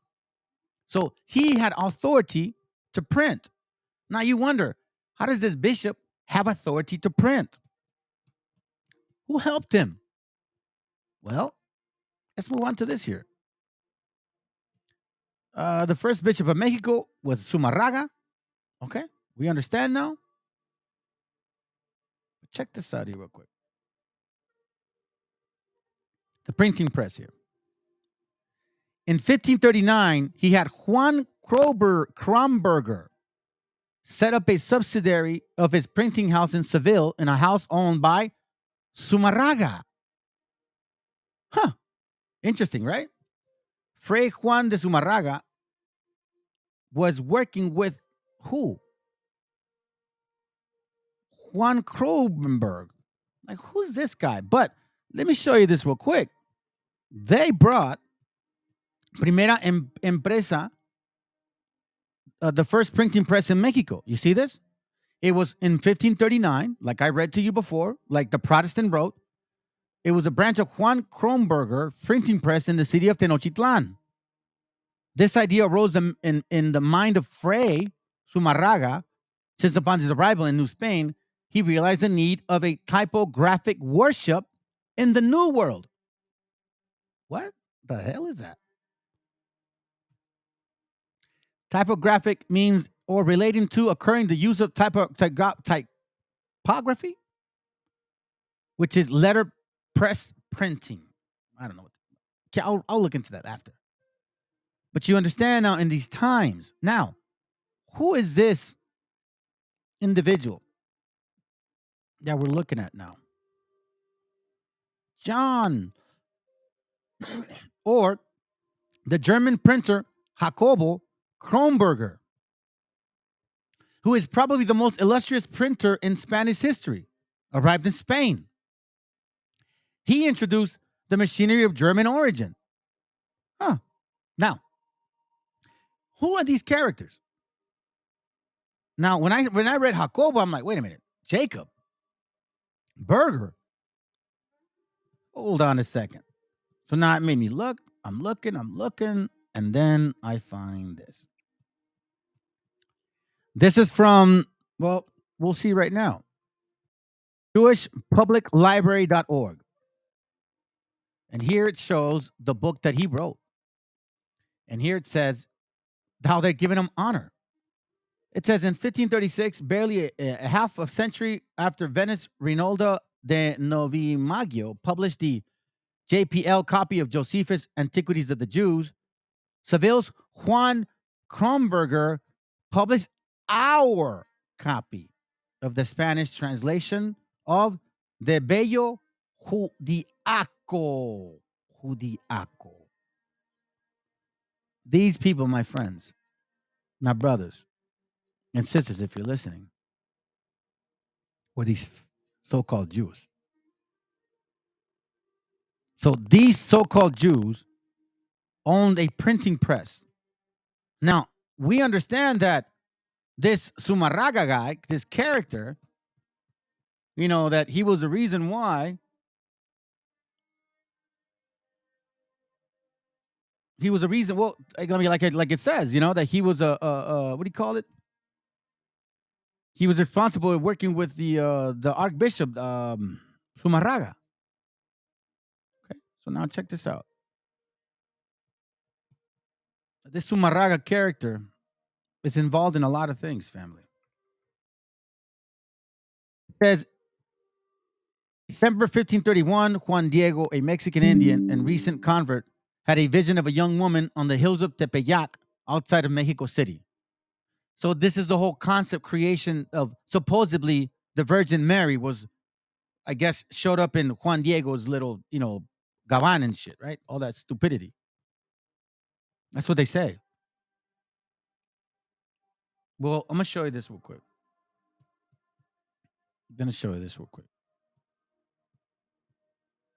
This is from page 133 of Quetzalcoatl y Guadalupe, okay? It says here, it's in Spanish, so aguántense. I want to read this. That's a lot. Matter of fact, let me just get to the point. I'll skip this. I just want to get to the point, family. Page 55. Watch what it says here. Okay. I read this to you before, but now it's going to connect, okay? La lucha contra la supervisión. This is page 55. Quetzalcoatl y Guadalupe, okay? La lucha contra la supervivencia idolátricas o su rebrote ofensivo se asemejó por sus fines y sus métodos al combate librado por los inquisidores de la península contra la herejía. El primer obispo de México, el franciscano Fray Juan de Zumarraga, parece haber dado prioridad a esta tarea de inquisidor. Fue a sus ojos el complemento indispensable de su obra indigenista. Al mismo tiempo, le creaba el colegio de al mismo tiempo que creaba el colegio de Santa Cruz de Tlatelolco para instruir en la doctrina cristiana, meaning the Christian Compendium, right? A los hijos de los caciques indios. Zumarraga perseguía a los caciques apóstatas, vueltos después de bautismos a su idolatría nativa. Gracias a eso disponemos de las actas de las declaraciones de los indios acusados por ese primer tribunal de la Inquisición, que comenzó a funcionar en 1536. La fe de los neófitos indios y su observancia a las disposiciones de la iglesia eran dudosas, pero el celo de Zumarraga lo llevó a exceso que, después que hizo quemar en público en 1539 al cacique de Texcoco y en 1545 el Jan Huitzlan, causaron la desaparición del tribunal hasta 1570. So this Zumarraga guy, watch what he says here.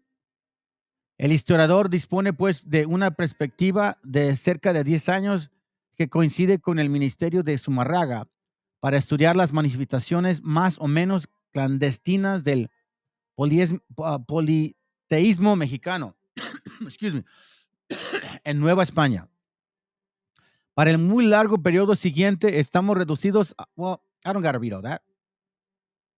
Here we see that he was literally in his spirit to get rid of anybody or anything that wanted to come back to that whole so-called history of ours, right?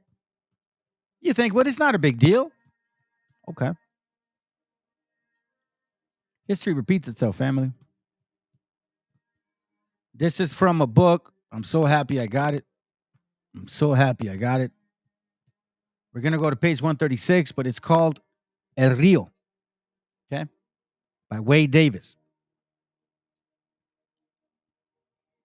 This was printed. Well, you see the author, 1953. Check this out. Let's go to page 136. So now we're going to find out this guy, what he did. So, we just read that he burned our gente. He would chase them and stuff, right?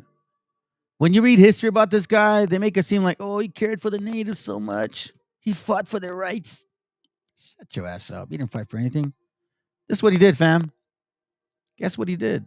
This is what he did. It says here. We'll go here. Prácticas rituales como estas horrorizaban a los españoles. Poco después de la conquista.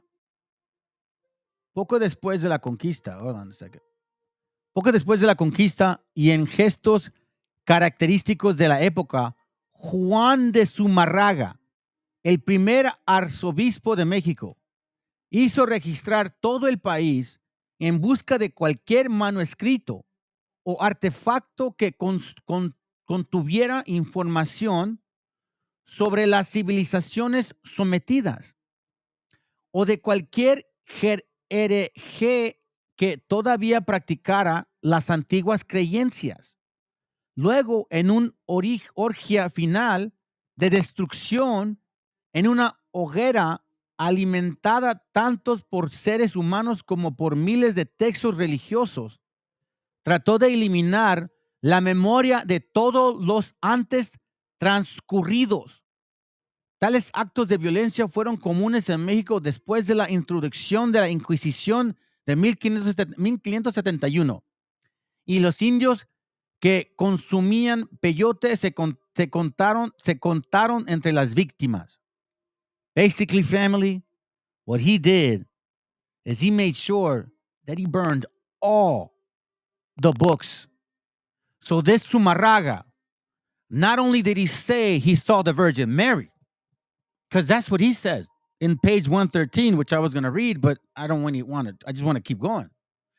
He's the one that said he saw the vision of the Virgin Mary. He's the one that said, listen, write that it was a native that saw it.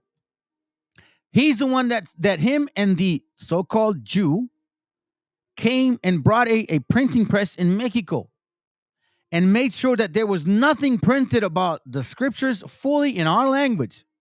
But Zumárraga made sure to destroy all of our history, all of our books, and only teach us El Credo, Padre Nuestro, Ave María, 10 Mandamientos, and El Rosario. Damn. And on top of that, family, on top of that, it's not even over yet. It's not even over yet. Check this out. You're going to remember this name. This guy here. This is on page 137, right next door, right? Las tierras de zarzas y mezquites, la rea mexicana, yuco y docenas de especies de cactus. El desierto era en la época de la conquista elementos naturales de los teochichimecas y los huachichiles, cazadores y recolectores nómadas, pueblos que según Sahagún habían usado el peyote durante cerca de 2000 años. De hecho, lo sabemos ahora por recientes descubrimientos arqueológicos. Los pueblos nativos de México han comido peyote al menos desde hace 7000 años, es lo que dicen. but I wanted to show you his name, Sagahun. Now, this guy, Sumarraga, burned these books. This guy, again, takes our scriptures, burns our history, teaches us a doctrine, and they make sure never to notice again by what? Giving you the Virgin Mary. You have to connect the dots, family. If you don't connect the dots, you'll never know what they're actually doing. Because now that you understand what transpired, now this starts to make sense. This is from the 10 Tribes of Israel found by Barbara Simmons on page, I believe, 7, if I'm not mistaken. Yes, page 7. It says this, just a couple ones. It says, Sagahun further complained that he was forcibly deprived of the very valuable paintings representing the great temple with the court by which it was surrounded, which he says was sent to Spain. Okay? Hold on a second. Let me magnify it a little bigger. Sent to Spain. It is very evident that everything in Mexico, calculated to draw attention to the ancient history of the country, more especially if connected with religious recollections, was carefully removed from notice immediately after the conquest, Inquisition. Pieces of sculptures were mutilated or buried. Paintings were burned. What did Sumarraga do? Burned them. Temples were edified. That's everything that we know of. It was Sumarraga that destroyed it. He was in power. He was in charge. And who helped them market and promote this? The printing moguls who are still in power. Who is the printing mogul? The media. Who runs Fox? Who's still promoting this crap? Who has kept doing it over and over again? This is a teamwork, family. It's not just one nation, Edom, what these damn Canaanites want to make you believe. Because that's what they want to make you believe. Because the true Hebrew will look at it across the board. He won't just point a finger based on what he thinks is right. So now we understand connecting the dots, how and who burned, who made these laws, who actually said burn all of these things. Now we know Sumarraga had everything to do with it. He was the archbishop with help as well. Now we understand why these other the Maya conquistadors were complaining about these black padres. Now it makes sense. They were just there for puppetry. Now it says here, for their size, it was impossible to destroy, were suffered to fall into oblivion. The magnificent monuments of ancient art, such as the temples of Palenque and the place of Mitlan, were passed unnoticed by Spanish authors. Sagahun, when engaged in the compilation of his history after it had been taken away from him and again restored, received 3 cautions. First, to write nothing to prove that the Hebrews had colonized the New World. Secondly, to be guarded in what he said the devil had imitated. That's what he said. Had imitated God and taken himself a chosen people in the New World, right? And counterfeiting the rites and ceremonies of the Jews. You see what I'm saying, family? So instead of actually saying, yo, these guys are keeping the laws. No. It was Satan that gave it to them to make it seem like they were the chosen. From the get-go, they knew who you were. Thirdly, not to advance the hypothesis that Christianity had ever been proclaimed to the Indians or to treat too largely on the history of Quetzalcoatl. Family, I'm going to tell you this right now. I know for a fact that this name means a lot. It's pronounced different, though. And we're going to get deeper into that because, again, this is kind of like a whole, long course, a long class. Let's continue. It says, throughout the power vested is, let's see, verse, page, I think 10.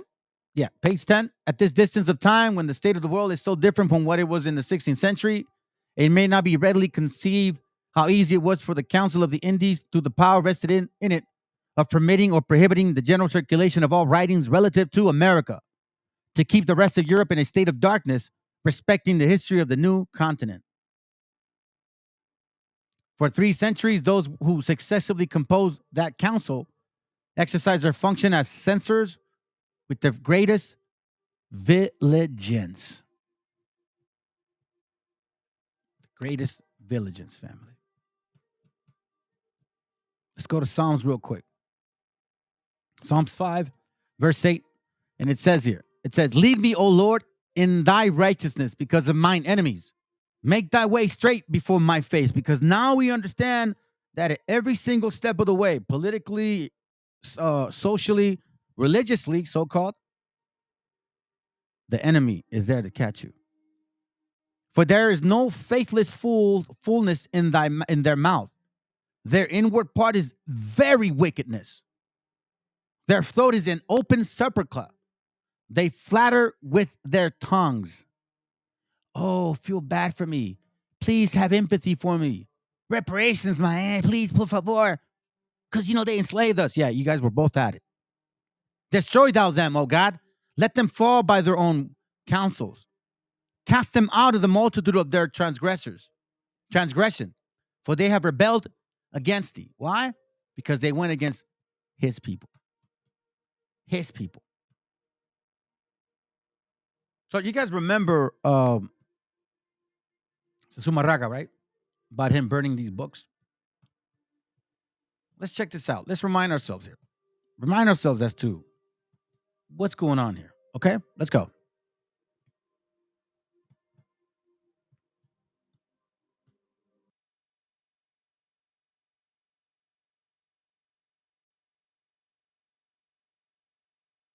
Books represent humanity at its best and its worst. To burn books is simply a fundamental repression of ideas. I mean, what can a book do, and why is it so dangerous that it needs to be physically annihilated?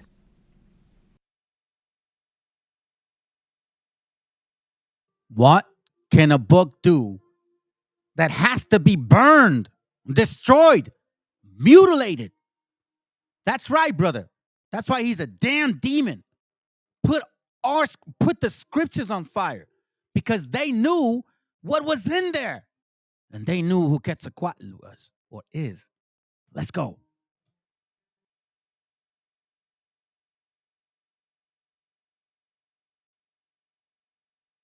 That old saying, family, where books are burned, in the end, people will be burned. Wake the hell up. Time to get your heritage back. You got to work for it.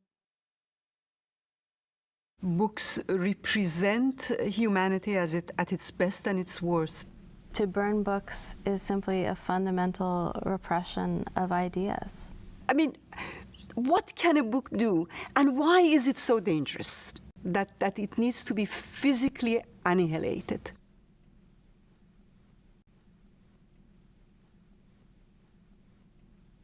In 1933, the National Socialist German Workers' Party, called the Nazis for short, came to power in Germany and established a dictatorship under the leadership of Adolf Hitler.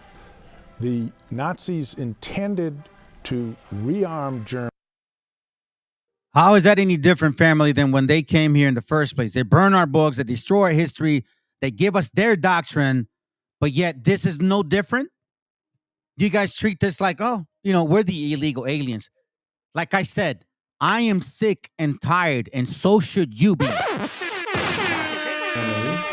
And to reorganize the German state on the principle that the German ethnic group or race was superior to all others in Europe.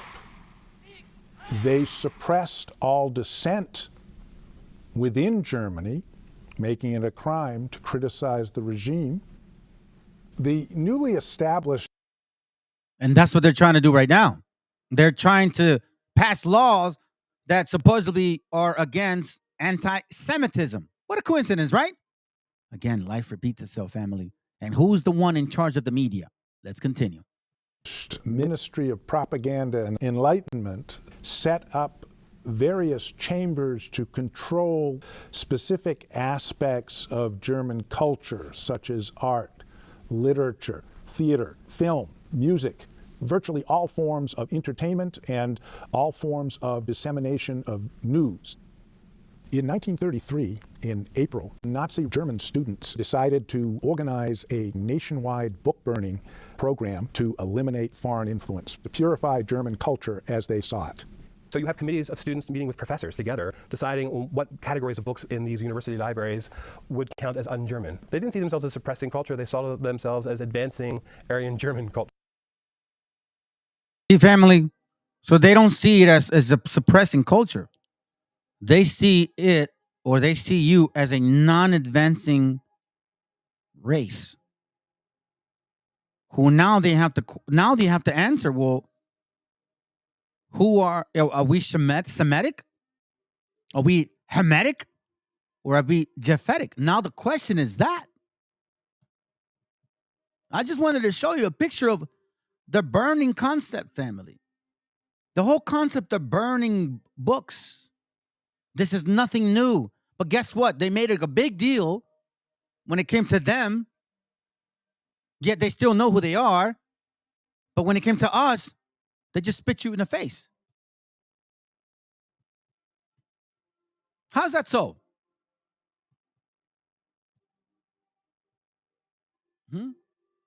We read now, for example, racist damn so-called Jews on national TV talking about you illegal aliens. This is the same man that passed these laws to separate children from parents. This is a so-called Jew. So if he's talking down to our people, what are we? Are we Semitic? Are we Japhetic? Or are we... Which one are we? Which one? Now you're going to have to answer. Listen to this disgusting man talk. And man, I'm going to have my way. Man, I'm going to have my chance with you. That's all I know. President and former White House senior policy advisor, Steve, good to see you. Let me start. Good to see you, Larry. I've got a couple things for you today. Appreciate your time. Beginning on this border deal, quote unquote deal. I mean, why should anybody waiting for asylum or other so-called entry arguments, why should they wait in the U.S. where you're never going to see them again? What is wrong with going back to remain in a favorable country? For example, Mexico, okay? To me, that should be a Republican Senate requirement for anything that goes on. What do you think? Without a doubt, the core demand of the United States Senate must be an end to all release of illegal aliens into this country to await some hypothetical future court date. This notion that the entire developing world across Latin America, across Africa, across Asia, have some sort of right to enter our country criminally in violation of federal law and demand transport to the destination of their choice. Hey, how the hell did these guys end up over there in the first place?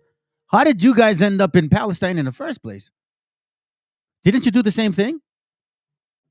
Isn't that what you did? You illegally went in there. I mean, what gave you the right to go in there? Why? Because so-called some gringo gave you the paperwork? Because they're not even... America is not from that land. What does America have to do with authorizing you guys to go in there? But yet you got the nerve to tell us some stuff like this? Supposedly, these are the people of the Bible family. These people killing over 18,000 Palestinians.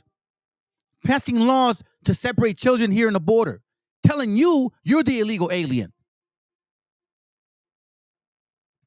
Once again, we are surrounded by those who hate us. So again, it goes back to the beginning. Instead of coming here, just listening, the first thing is disregard everything we go through, disregard everything I've showed. Doesn't matter, family. It doesn't matter. Let's continue.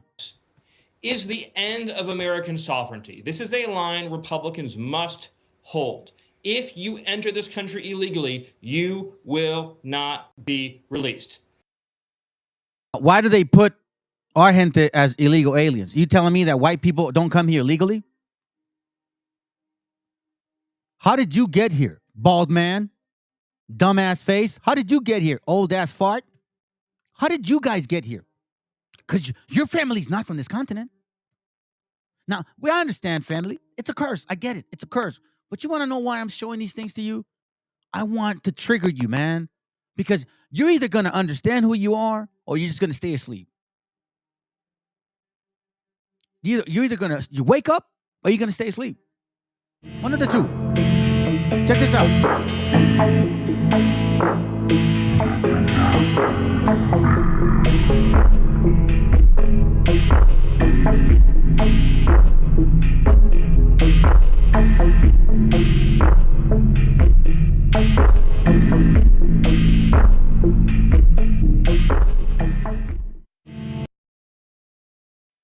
¿Estás listo para las palomitas? Pues So, que empiece la Estoy función. copiando, El gobierno de plagiando a 3 científicos mexicanos. ¿Cómo la ven?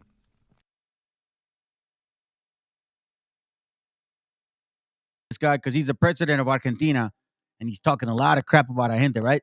So watch what they find. You see, this is what I'm saying, family. The scriptures say, you will expose yourself. You will cut your own tongue. Esau, Edom, your skirts have been exposed. You're no longer the people that you think you are. We're no longer asleep.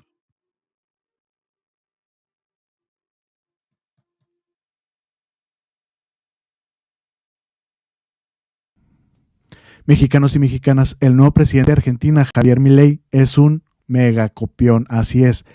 Plagió a 3 científicos mexicanos. ¿Cómo la ven? En uno de sus libros más vendidos. Obviamente, pues haciendo mucha plata, mucho dinero.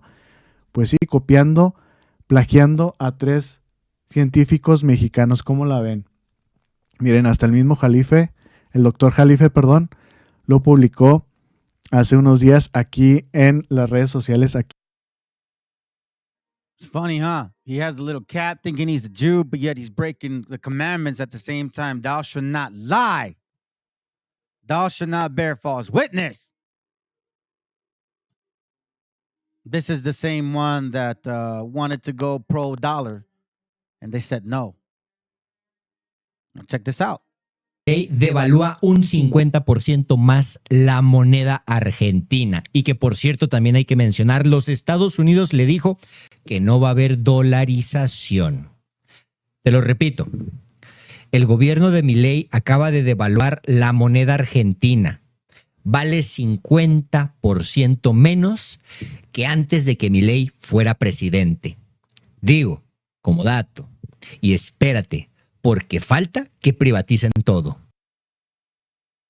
That's why he dropped. A ver, que alguien me explique. That's why he dropped the value.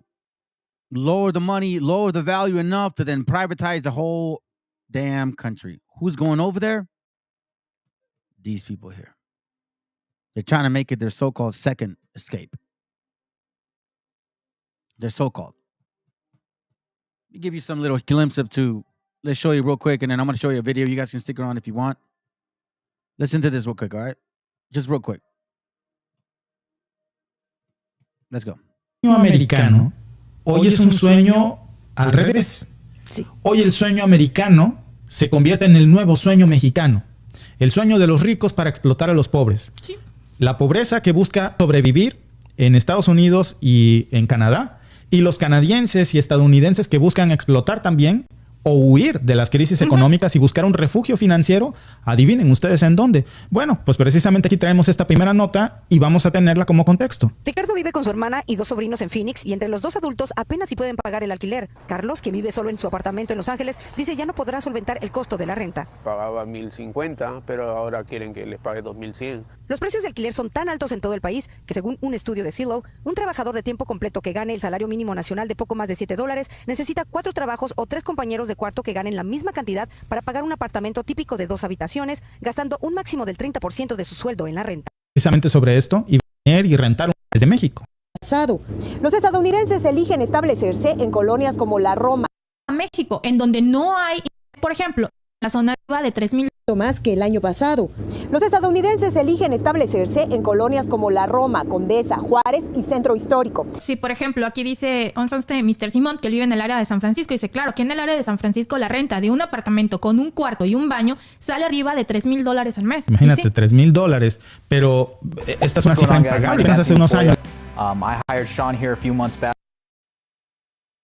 Wherever they go, man, you guys are just make it really, really hard for other people, family, and this because this is a plague. They're a virus. That's why eat them. It's gonna get what they deserve. Let's go. Los gringos saltan el muro para vivir el sueño mexicano. Veamos. Esto es Mate con México. Por si acaso y algún día a Donald Trump, mejor conocido como el pelos del lote, se quiere retirar a un paraíso tropical, México es una opción. Le van a dar la bienvenida, eso sí, que llegue legal. Muchos estadounidenses han encontrado en esta tierra el sueño mexicano, llegar a vivir, ya sabe, siendo el patrón. Alberto García, adelante. Miles de ciudadanos estadounidenses viven de manera ilegal en México. Sí, ciudades como Puerto Vallarta, Mérida y San Miguel de Allende son atractivas para un determinado grupo de jubilados que quieren vivir cómodamente la última etapa de su vida. En el municipio guanajuatense, ubicado en el centro de México, este sector equivale al 10% de la población que ahí habita y que va en aumento. Tenemos alrededor de 62 nacionalidades viviendo aquí, la mayoría de ellos estadounidenses. Participan en varias y diversas actividades, aportando al motor económico, educativo y cultural de la zona. Yo tengo una escuela de cuarto oscuro y enseño a adolescentes cómo es fotografía clásico.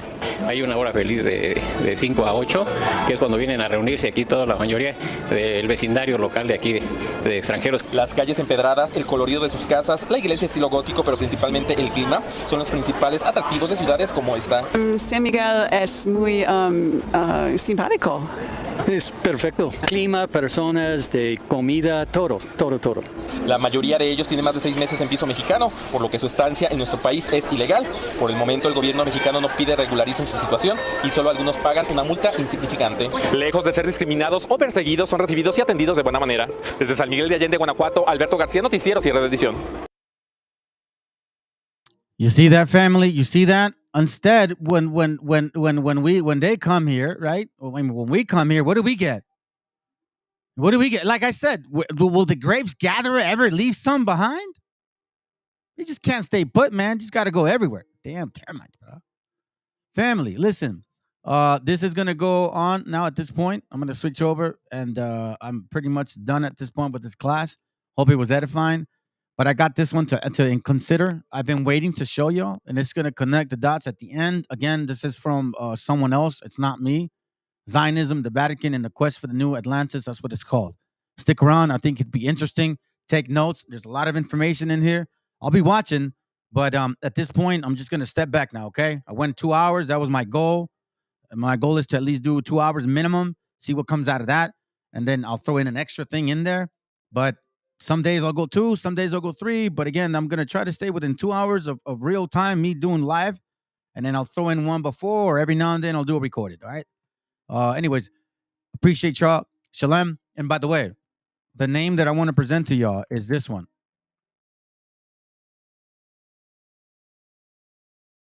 This one. And it's pronounced Yahoo.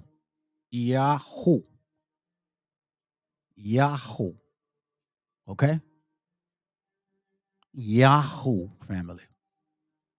Stick around. Let's go. Which sounds more like Nazis? National Socialists or National Zionists? Where does the Z in Nazi come from? Socialists or Zionists? As usual, the evil is hidden in plain sight.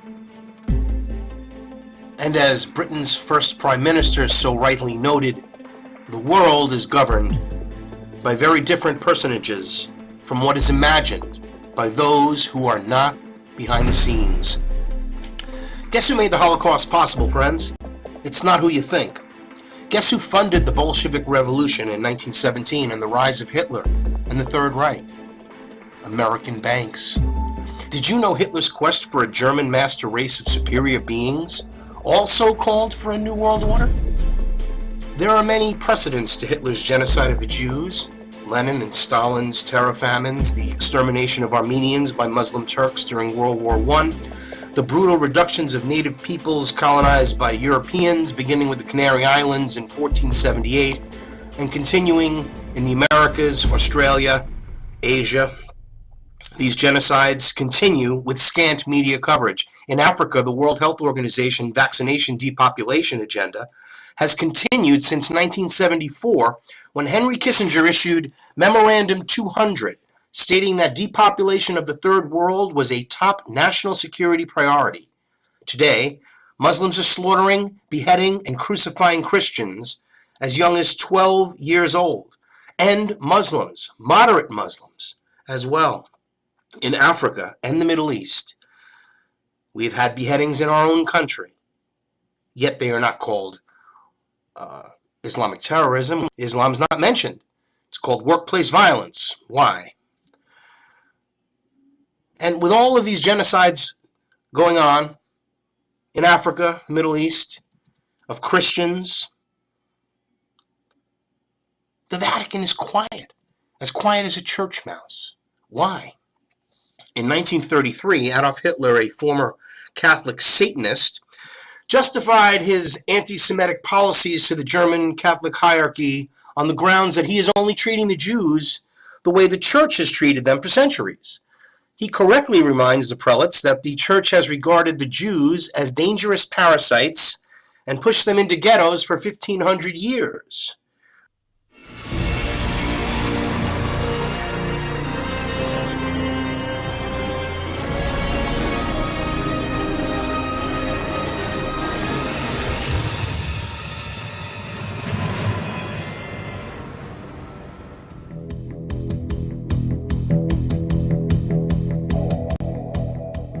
Munich in 1918 was the scene of enormous upheaval. Germany had emerged defeated from the First World War and was going through a social crisis.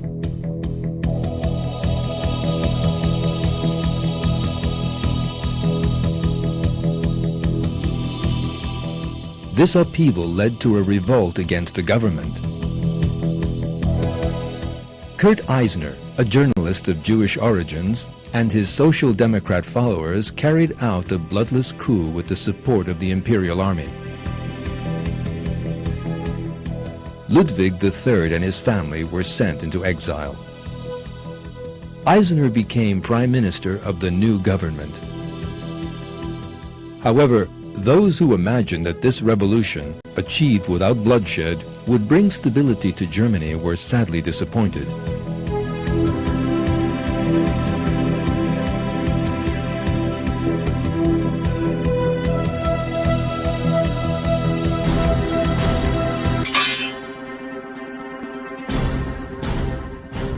A secret society called the Thule Society became the new government's first enemy.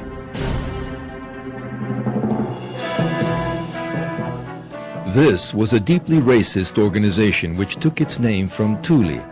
In Nordic mythology, the legendary kingdom whence came the ancient Germanic peoples, and was founded in 1918 by Rudolf von Sebettendorf. In setting up the Thule Society, Sebettendorf's racist ideas had been shaped by three ideologues who had devoted themselves to mysticism: Madame Blavatsky, Guido von List, and Adolf Lanz.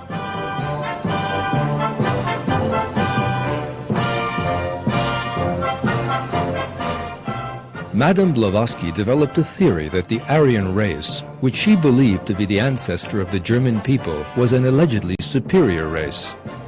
According to this theory, one civilization had ruled the world thousands of years before the civilizations of ancient Egypt and Mesopotamia. Atlantis.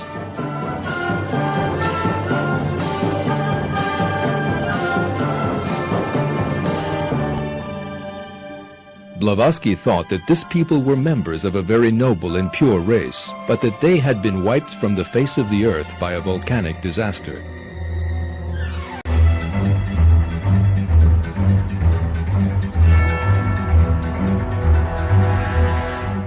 In her view, Those who survived the disaster were scattered all over the world, as a result of which the Aryans intermingled with other races.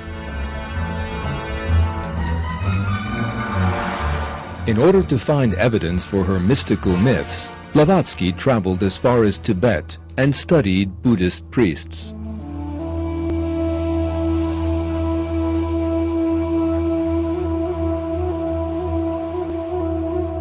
One symbol she used on the cover of her book, The Secret Doctrine, was particularly striking: the swastika.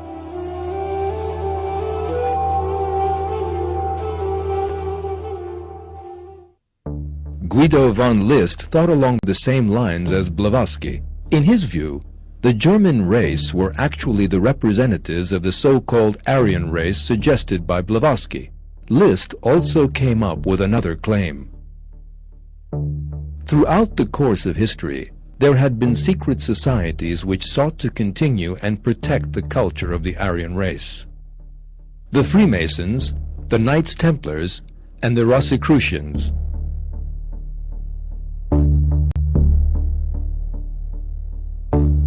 Suggested by Blavatsky. List also came up with another claim. Throughout the course of history, there had been secret societies which sought to continue and protect the culture of the Aryan race. The Freemasons, the Knights Templars, and the Rosicrucians.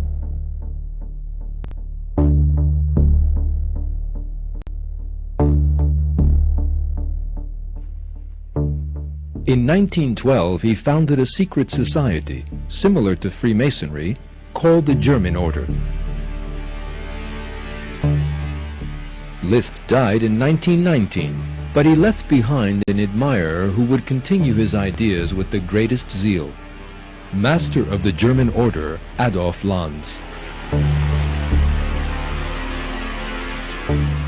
In 1899, Lanz had founded a cult known as the New Templars and declared himself to be the Grand Master. Thus it was that he combined the characteristics of the Knights Templars with zealous racism.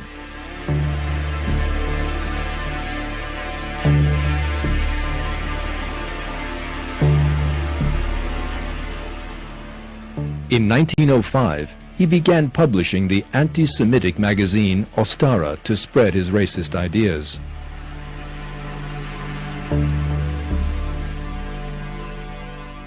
In one article, Lanz claimed that members of the master race sat differently from other people, and even had a different foot structure. According to Lanz's superstitious belief, there was a so-called fight for survival between yellow and black, a struggle which yellow had to win at all costs.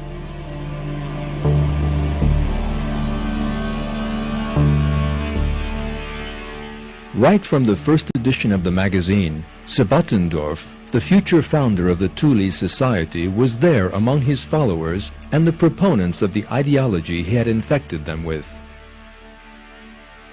Sebatendorf, a member of the German Order, was a Freemason.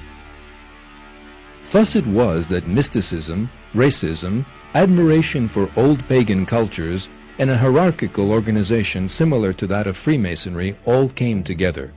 In effect, this was the birth of Nazism.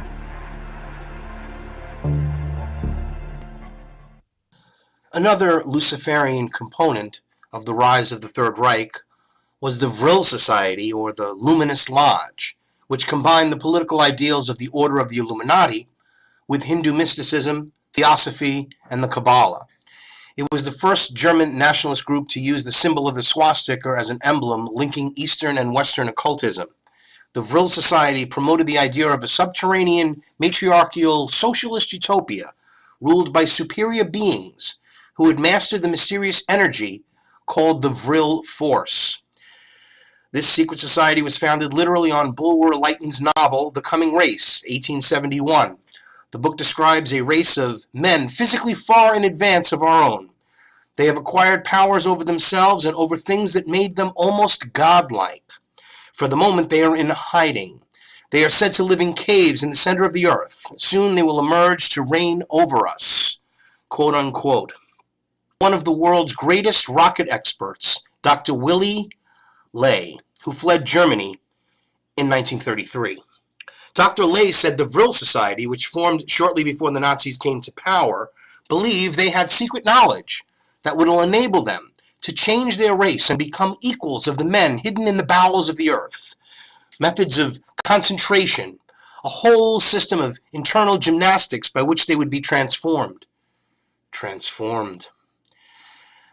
These methods of concentration were probably based on Ignatius Loyola's spiritual exercises. The Jesuit techniques of concentration and visualization are similar to many occult teachings, especially in the shamanic cults and Tibetan Buddhism. The Nazis revered these Jesuit spiritual exercises, which they believe had been handed down from ancient masters of Atlantis. The occultists of the time knew that Ignatius was a Basque, which some claimed that the Basque people were the last remnant of the Atlantean race, and the proper use of these techniques would enable the reactivation of the Vril force for the domination of the Teutonic society and race over all others. The Vril Society believed that whoever becomes master of the Vril will be the master of himself, of others around him, and of the world. The belief was that the world will change and the lords will emerge from the center of the earth. Unless we have made an alliance with them and become lords ourselves, we shall find ourselves among the slaves, on the dung heap that will nourish the roots of the new cities that will arise. Enlightens the coming race, the subterranean people use the Vril force to operate and govern the world. Served by robots and able to fly on Vril-powered wings, the vegetarian Vril-Ya are by their own reckoning racially and culturally superior to everyone else on Earth, above or below the ground. At one point, the narrator concludes that the Vril-Ya are descended from the same ancestors as the great Aryan family, from which in varied streams have flowed the dominant civilization of the world. Remember, the Queen of England and the British royal family are really German. Their name is Saxe-Coburg-Gotha. They changed it around the same time all these secret societies were being put together in Germany here, before World War, or right after World War I, with the rise of what would be the Nazis. The British royal family changed their name to Windsor because they are German. This is not to be questioned. It's the truth. They did it because of the world outcry against Germany at that time that was created. So it wasn't good PR, so they changed their names so that they wouldn't get heat for being German, ruling Britain, but being German, of a German royal blood lineage, actually, from Bavaria. Is it all coming together, all these coincidences? We can look back at Queen Elizabeth's husband, Prince Philip, was a Nazi, and others were Nazis. I'm not making any of this up. Now, I have links to all of these sources and the books at my website, howardneiman.com. That's accompanying. There's a link to this article that you can find at howardneiman.com in the description of this video as well. Now, the Vril force, or Vril energy, was said to be derived from the black sun, a big ball of prima materia, which supposedly exists in the center of the earth, giving light to the Vril-Ya and putting out the radiation in the form of Vril. The Vril Society believed that Aryans were the actual biological ancestors of the black sun. This force was known to the ancients under many names. It has been called Chi, Ohas, Vril, astral light, Odic forces, and Orgon. In a discussion of the 28th degree of the ancient and accepted Scottish rite of Freemasonry, called Knight of the Sun, or Prince Adept, Albert Pike said, and I quote, "There is in nature one most potent force by means whereof a single man who could possess himself of it and should know how to direct it could revolutionize and change the face of the world." This is the force that the Nazis and their inner occult circle were so desperately trying to unleash upon the world, for which this is the force, ladies and gentlemen, that the Nazis and their inner occult circle were so desperately trying to unleash upon the world, for which the Vril Society had apparently groomed Hitler. A manifestation of the great work promulgated by the adepts of secret societies throughout the ages, the Vril Society latched onto a very old archetype already in the minds of alchemists and magicians, which was only reinterpreted by Leighton in the light of the age of occult revival and scientific progress. The idea of mutation and transformation into a higher form of a god-man was envisioned through the Vril-Ya in Buller Leighton's The Coming Race. Leighton himself was an initiate of the Rosicrucians and was well versed in the arcane esoteric philosophies and, of course, the greatest advances in science of his day. Through his romantic works of fiction, this is a quote, Through his romantic works of fiction, he expressed the conviction that there are beings endowed with superhuman powers. These beings will supplant us and bring about a formidable mutation in the elect of the human race. That is another quote from Morning of the Magicians by Jacques Bergier. So, as we move along here, it's still a lot to cover. I mean, a lot. Please stay tuned. This is important information. It's all verifiable, it's all documented, and it's all true. All we have to do is put the pieces together, and we know who to point the fingers at in the New World Order today, because this will affect you. Whether or not you believe this or I believe this, the people in control of the world, the power people, the money people, the decision makers, believe it and live it, and are working to create this new Atlantis, this new world order. Now, the idea of mutation and transformation into the higher form of a God-man is very dangerous. The moment we speak of an elect and illumined class, which is above the general populace, you inevitably encounter racism and classism as we see today. Everyone's screaming about the rich people, but they don't realize that they're really targeting poor people compared to the rich people, targeting people like Trump or people like Bill Gates or Warren Buffett, I mean. Are you kidding? These people are peasants compared to the personages that control things behind the scenes. Quote, "We must be aware of this notion of a mutation," Bergier warns. "It crops up again with Hitler, and it is not extinct today." And that's my warning to you. These quotes by Bergier and Paul Wells were written in the 1960s. But today, the philosophy is, sadly, once again in the forefront of popular culture. The New World Order is under direct influence and guidance of the New Age movement, a hodgepodge of occult doctrines and dangerous socialism, which hides under a cover of spiritual enlightenment. Theosophy is considered the main foundation, and its founder, Madame Blavatsky, was a great admirer of Leighton's In the Occult Conspiracy. Michael Howard writes about the compatibility of the two philosophies. Quote, "Blavatsky had read Bulwer-Lytton's novels and was very impressed by their occult content, especially Zanoni and The Last Days of Pompeii. The latter was published in 1834 and dealt with a time between early Christianity and the mysteries of Isis in Italy in the 1st century AD. Blavatsky's esotericism was virulently anti-Christian. The racial ideas of Madame Blavatsky concerning root races and the emergence of a spiritually developed type of human being in the Aquarian Age were avidly accepted by the 19th century German nationalists who mixed theosophical occultism with anti-Semitism and the doctrine of the racial supremacy of the Aryan or Indo-European peoples." End quote. So we can see this connection. We can see this today, how they're using these deceptions to bring about this New Age movement. This do as thou wilt shall be the whole of the law, this perceived fairness and equality and all of these leftist ideologies. No different. It is the same order. It is the same agenda that led to the rise of Hitler, that led to the Bolshevik Revolution, that led to all of the conflicts before and since. The ideology of the Thule Society was built on resurrecting pre-Christian pagan German culture. Within that ideology, the elimination of non-Aryan races assumed a similar importance. Heading the list were the blacks, gypsies, and Jews. These words from one of the Thule Society's publications are an indication of this. "Arrest the Jews, that will bring peace to our country." That is why the Thule leader Sebottendorf refused to accept the chancellorship of Kurt Eisner, one of the Jews he regarded as the eternal foe. He stated this quite openly. "Yesterday we witnessed the destruction of all that we believe in and attach importance to.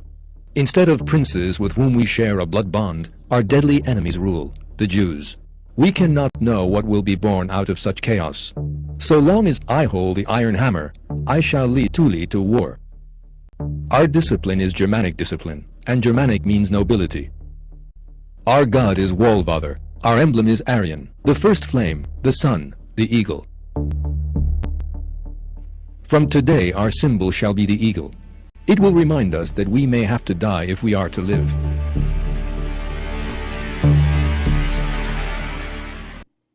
Now take notice to the previous mention of the sun in the video presentation. Sun worship plays a significant role in these Luciferian secret societies, and the sun god has many names. You'll find this also in movies. Constantly, Hollywood is using references to this Luciferian doctrine. It is all part of the conditioning, similar to the conditioning that Hitler and the Nazis put the German people under, accepting the pagan Satanists, basically turning the people into willing participants in Satanism, or Luciferianism is really what it is. Lucifer is what they believe is the true one and only God. Lucifer and Satan could be considered two separate entities or one, depending upon your point of view. In essence, it is the epitome of evil, and they believe it to be good. They believe the end justifies the means, so long as they achieve their goal of this new Atlantis. So take notice of the mention of the sun. Secret societies worship the sun. They've been in many examples of this, shown in our own pop culture. Symbols of the sun. It's ancient and goes back millennia to this dawn of time. Humankind, I should say. Now, the sun god has many names: Atum, Horus, Ra, Osiris, and Lucifer, the light bearer, son of the morning star. All of these combined beliefs make up the Luciferian doctrine. The true rulers of our world believe that Lucifer is the one and only true God, that Satan was unjustly cast out of heaven by a cruel and vindictive God who denied Adam and Eve the fruit of the tree of knowledge of good and evil, denying them the fact that they too could become gods. And this is what these Gnostic Luciferians are working to build. This is the New Age. This is the great work. The New Age, the Age of Aquarius, the Age of Enlightenment. This is what they believe, and this is what they're working for. Did you know that Hitler was a member of the Truly Society? And G.W. Bush, and G.H.W. Bush, and Prescott Bush were all members of Yale Skull and Bones, which are both Bavarian German secret societies, both Skull and Bones and Thule Society, and they are both known as the Brotherhood of Death. The Thule Society and Yale's Skull and Bones are both Bavarian secret societies. They are both known as the Brotherhood of Death, and they work, as with all secret societies, for the same goal of creating what they perceive to be a utopian world through secular humanism. A new age, this whole new age movement, with the crystals and all this other Gaia religion. A new Atlantis for a new age, where through science and intellect, mankind itself will evolve into God. So we will become God. That is what they're working for. You must understand that these are just two of the many secret societies that are all part of the same order, and they are, indeed, working for the same goal. In Freemasonry, it is called the Great Work. These facts and correlations are scant recorded in history books and virtually absent from the discussion of the Nazis and the Holocaust. Here are just a few examples. After forcing many Jews to be baptized and then referring them as Marranos, which is swine, after an inquisition of which some 700 Marranos were burnt at the stake for showing signs of Jewish taint, Spain expels all Jews from the country.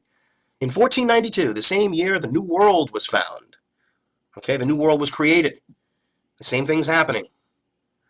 In 1485, 1497, and 1519, Jews are expelled from Warsaw and Krakow, Poland, then Portugal and Regensburg, Germany. 1555 to 1559, Pope Paul IV restricts Jews to ghettos and decrees that they are to wear distinctive headgear. Does this sound familiar? In 1566 through 1572, Pope St. Pius V expels Jews from the Papal States, allowing some to remain in Rome's ghettos and in Ancona for commercial reasons. In 1592, Pope Clement VIII includes a ban on all Jewish books in the expanded edition of forbidden books. In 1826, Pope Leo XII decrees that Jews are to be confined to ghettos and their property is to be confiscated. Well, where did I hear about that? Some 100 years later, 115 years later, 112 years later. Also, up until the 1930s, the Jews that were in the Vatican area were confined to Rome's ghetto. It wasn't the Vatican. Again, the Vatican wasn't created as we know it today, called the Vatican City, until the city-state was established in 1929. History repeats itself, as it is repeating itself today in yet another form.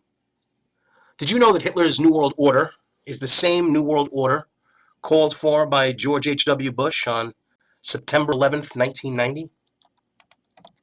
And it's the same New World Order called for by Pope Benedict and now Pope Francis? Speaking of the New World Order Pope, did you know Vatican City is a city-state surrounded by Rome? London and Washington, D.C. are also city-states. They are actual foreign sovereign countries to the land they occupy. That's right. Washington, D.C. is a separate country. It's not part of the United States.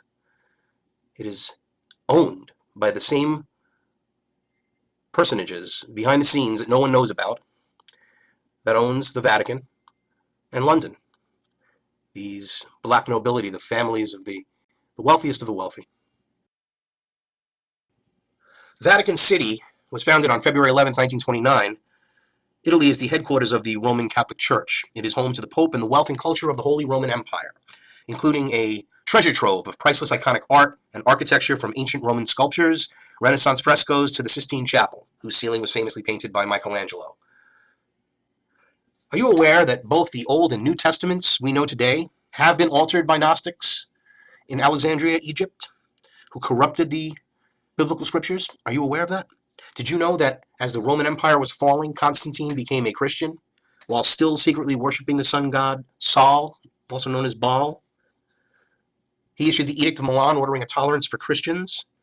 Constantine baptized his troops and presided as the first Summus Pontifex, the official title of the Pope.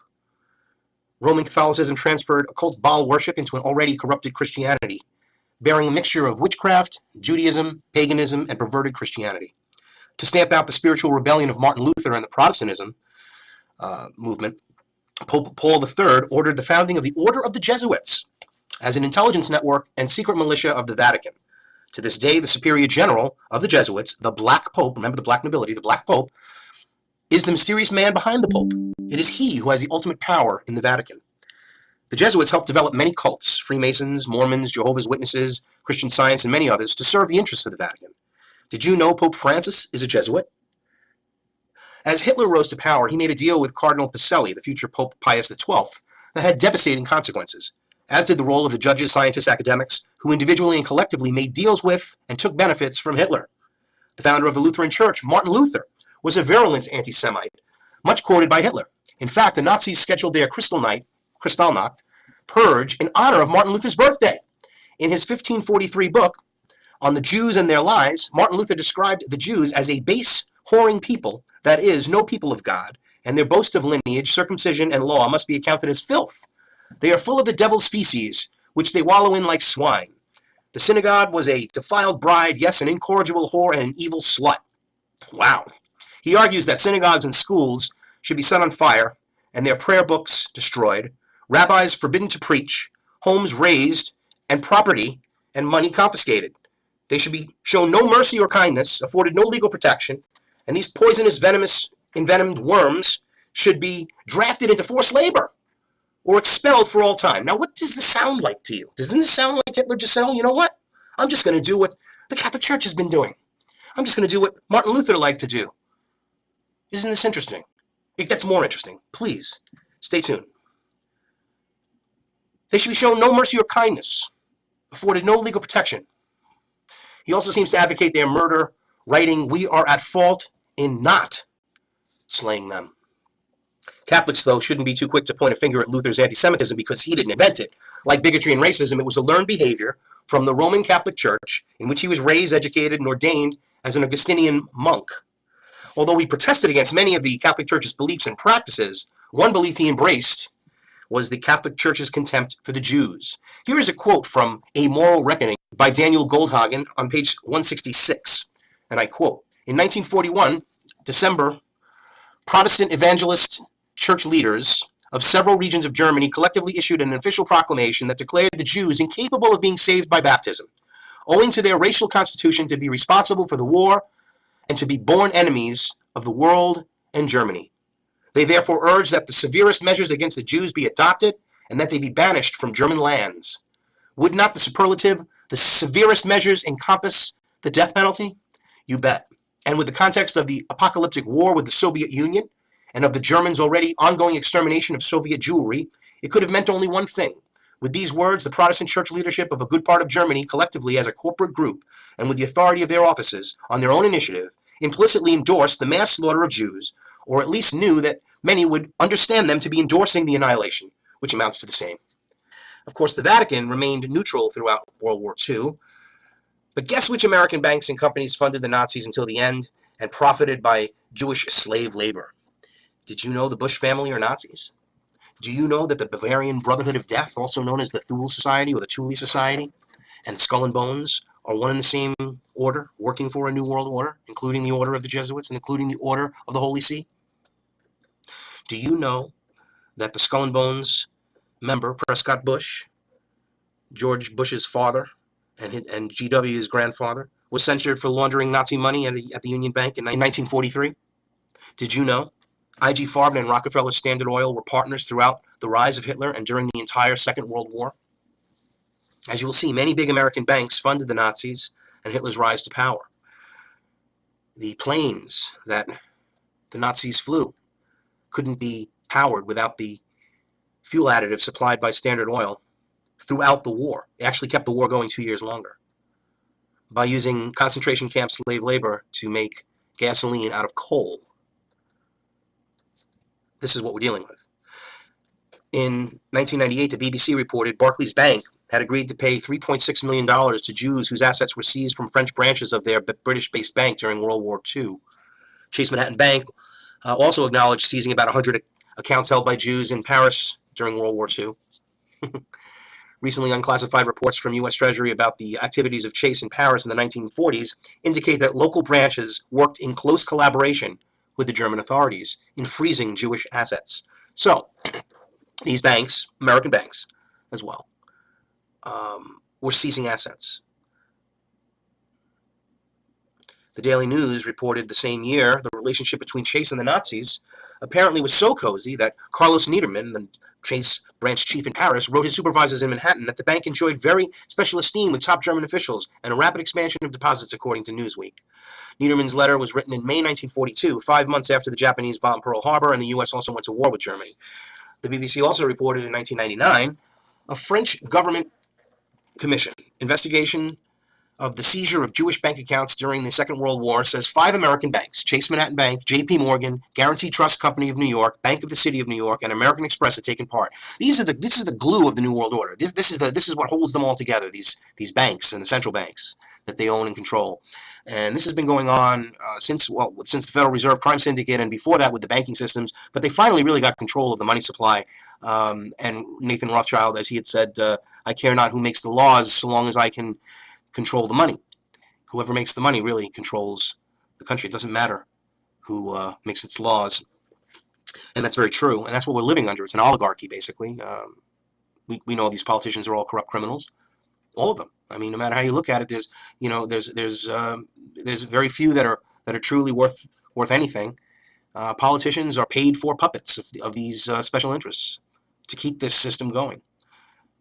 And it was no different during the war. And it's funny, it's the same characters from the collapse of the banking, isn't it? Same characters from the two. They create these crises and profit from them. They always know. In 9/11, they knew that to buy puts on the airlines so they could make billions. They knew about everything. They knew just how to shake the market and get what they want and move the agenda forward. Patriot Act, other treasonous acts. This is the New World Order. It is what we're dealing with. In 2004, George Bush's grandfather, George H.W. Bush's father, the late U.S. Senator Prescott Bush, was a director and shareholder of companies that profited from their involvement with the financing of Nazi Germany. The Guardian obtained confirmation from newly discovered files at the U.S. National Archives that a firm of which Prescott Bush was a director was involved with the financial architects of Nazism. His business dealings continued until his company assets were seized in 1942 under the Trading with the Enemy Act. The documents reveal that the firm he worked for, Brown Brothers Harriman, acted as a U.S. base for the German industrialist Fritz Thyssen, who helped finance Hitler in the 1930s before falling out with him at the end of the decade. The Guardian has seen evidence that shows Bush was the director of the New York-based Union Banking Corporation, UBC, that represented Thyssen's U.S. interests, and he continued to work for the bank after America entered the war. Bush was a founding member of the Union Banking Corporation. The bank was set up by Harriman and Bush's father-in-law to provide a U.S. bank for the Thyssens, Germany's most powerful industrial family. By the late 1930s, Brown Brothers Harriman, which claimed to be the world's largest private investment bank, and UBC, had bought and shipped millions of dollars of gold, fuel, steel, coal, and U.S. Treasury bonds to Germany, both feeding and financing Hitler's build-up for war. This is all on record. Between 1931 and 1933, UBC bought more than $8 million worth of gold, which $3 million was shipped abroad. According to documents seen by The Guardian, after UBC was set up, it transferred $2 million to BBH, Brown Brothers Harriman, between 1924 and 1940, and the assets of UBC hovered around $3 million, dropped to $1 million on only a few occasions. UBC was caught red-handed operating an American shell company for the Thyssen family 8 months after America had entered the war, and that this was bank had partly financed Hitler's rise to power. These same forces are pushing for a new world order today, a one-world government ruled from Jerusalem. Ben-Gurion, Israel's first prime minister, revealed much of this agenda and the creation of the Club of Rome's 10 Kingdoms to Look magazine. He also predicted the European Union and how everything is moving towards this world government. In an article, as I mentioned, from January 4th, 1962, and I quote, "Gradual democratization of the Soviet Union and the abolition of wars by 1987 is predicted by Israel Premier David Ben-Gurion in a statement published on the current issue of Look magazine, which carries the number of interviews on the world's outlook for 25 years from now. Mr. Ben-Gurion's statement reads, "The image of the world in 1987 is traced in my imagination. The Cold War will be a thing of the past. Internal pressure of the constantly growing intelligentsia in Russia for more freedom and the pressure of the masses for raising their living standards may lead to a gradual democratization of the Soviet Union." Absolutely happened. He was off by only a couple of years. The fall of the Soviet Union. He had it traced down almost to the year 87. And this is how they do it.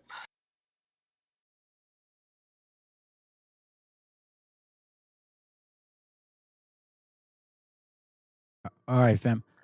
Okay, so now that I showed you at least a good portion of that, let me go ahead and show you this real quick, and then we'll be all set, man. Yeah, let's have a good night, and enjoy the night real quick. Let's see.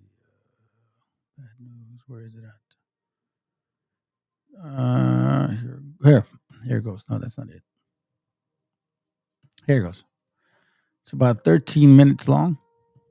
Just remember how this all occurred.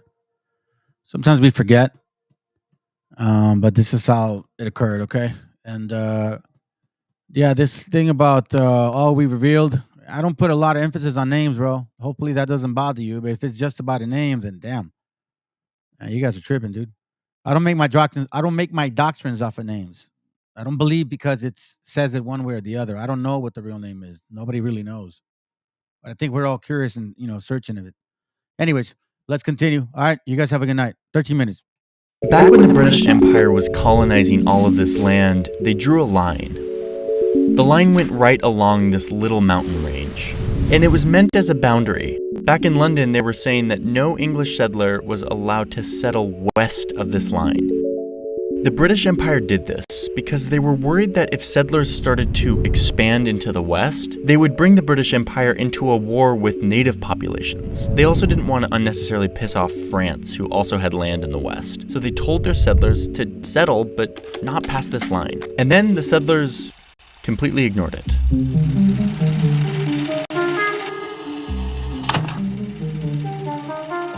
These settlers would eventually declare independence from Britain and start their own country. And from there, the floodgates were open for westward expansion. A frontier people had remade a continent. Virtually all productive land had been put to the plow. A free and independent way of life prevailed. See everything from miles away with this powerful military monocular is basically a This westward blitz was made possible through the mass slaughter of people who were living on this land, which this little time-lapse ignores. How that all went down will be the subject of another video. But right now, I want to talk about what happened when the US got here. It's the mid-1800s and the US has 27 states and a bunch of territories in the West. But the country doesn't stretch from sea to shining sea quite yet. At this point, they start to bump into the recently independent country of Mexico. The northern part of Mexico was called Texas, or Texas, and it was populated mainly with native groups, who had nothing to do with the US or Mexico. They had just been living there for centuries. So Mexico's looking at this fairly new, sparsely populated part of their country and thinking, what do we do with all this land? They wanted to incentivize people to go and settle in this land so it would potentially be more economically productive for the country of Mexico. So they made a plan. They started to rent huge swaths of land to American settlers so that they would come in, and settle the land. And in return, these American settlers would recruit more settlers to come in and settle the land, again, all with the hope that it would benefit Mexico's economy eventually. It did exactly the opposite. American settlers fled into Texas onto this newly rented land, just as the Mexican government hoped for. But with them, they brought slaves, which was totally illegal in Mexico at the time. They also brought with them an attitude of independence and frontier fever, this American obsession with moving west to settle new land. The westward movement was like a great tidal wave. The odd corners were rapidly engulfed. Mexico soon realized that this plan completely backfired, and that the Americans that had rented land from them were now not interested in having Mexico as their government. So Mexico sends in the military to remind the settlers that they're still in Mexico, and that they're technically renting this land from Mexico. Well, this eventually escalated, and they started to fight all-out battles, and the American settlers lost. The big battle here was called the Battle of the Alamo. This guy, Davy Crockett, who was like the symbol of westward expansion, died in this battle. And this loss spurred even more settlers to come to Texas and join the next fight against Mexico, which the American settlers won. And with that, they declared a new nation, independent of Mexico, the Republic of Texas. And now the map looks like this: a newly declared country of American settlers in between Mexico and the United States. But not everyone actually agreed that the map looked like this. While Mexico conceded that they lost the war, they disputed this map, saying that the border of the new Republic of Texas was actually here, and that all of this was still Mexico. So now you have a big land dispute between Mexico and the Republic of Texas. Well, soon it's 1845, and Texas becomes the 28th state of the United States. And yet this land is still disputed. But now it's a land dispute between the United States of America and Mexico. Let's keep in mind that despite all of this map drawing, there are still loads of native peoples who have lived on this land for years and are now being suffocated by all these nations trying to take their land. Again, that's another episode, and it's an important episode, and I want to do it justice. But for now, what happens next in the Mexico story gets kind of nuts. And the reason it gets kind of nuts is mainly because of this guy, President James K. Polk. James Polk wins the presidency and comes into office with a list of 4 big things he wants to do. It's his big wish list. At the top of this wish list is Polk's desire to capture this very specific part of Mexico, which is called California. Remember that at the time, the US didn't actually stretch from the Atlantic to the Pacific. The US had colonized portions of Oregon territory, but it was kind of confusing because they were kind of competing with the French and the British, and they didn't actually own it yet. But you'll notice that Oregon was also on Polk's shortlist. But first, California. He first tried to buy California from Mexico for $25 million. Mexico flat out said no. So Polk decides to pull an incredibly dirty move. How do celebrities like Justin Bieber and The Rock generate hundreds of millions of dollars? It's actually...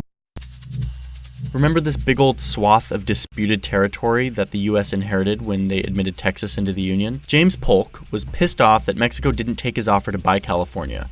So he sends a small group of troops into this disputed territory and has them march right up to here, right across from the river that separates what everyone agrees is Mexico. But according to Mexico, they've already been in Mexico as soon as they crossed into this disputed territory, which Mexico believes is theirs. So the Mexican army is sent to respond to what looks like an oncoming attack from the United States. This is exactly what Polk wanted. A group of 1,600 Mexican soldiers attack this small group of 80 Americans, killing 11 of them and capturing the rest. They easily won since they were outnumbered by like a magnitude of like 20. But this is exactly what Polk needed to get his wish list going. After this battle, Polk goes to Congress and reports that the Mexicans have, quote, invaded our territory and shed American blood upon American soil. Even though this wasn't necessarily American soil, it was disputed territory that most people thought was rightfully Mexico. But it didn't matter.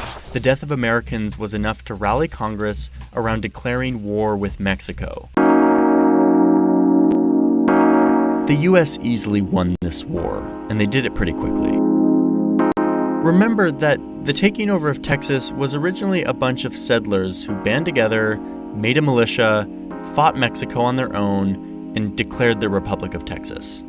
Not super great, but at least it wasn't like a government leader sending his soldiers in that he knows are going to lose to provoke another country to kill those soldiers so that he can use democratic processes and institutions to make war, all so that he can take over land from that country. I mean, Polk really wanted California. Jeez. There were critics of this at the time, one of whom was this guy, who said that letting Polk force the country into war with Mexico was, quote, allowing him to make war at pleasure. And Abe hit the nail on the head. This whole war was started and fought at the pleasure of this president, James K. Polk. So anyway, the U.S. easily wins the war. They pay Mexico $15 million, and Mexico gave up all of this.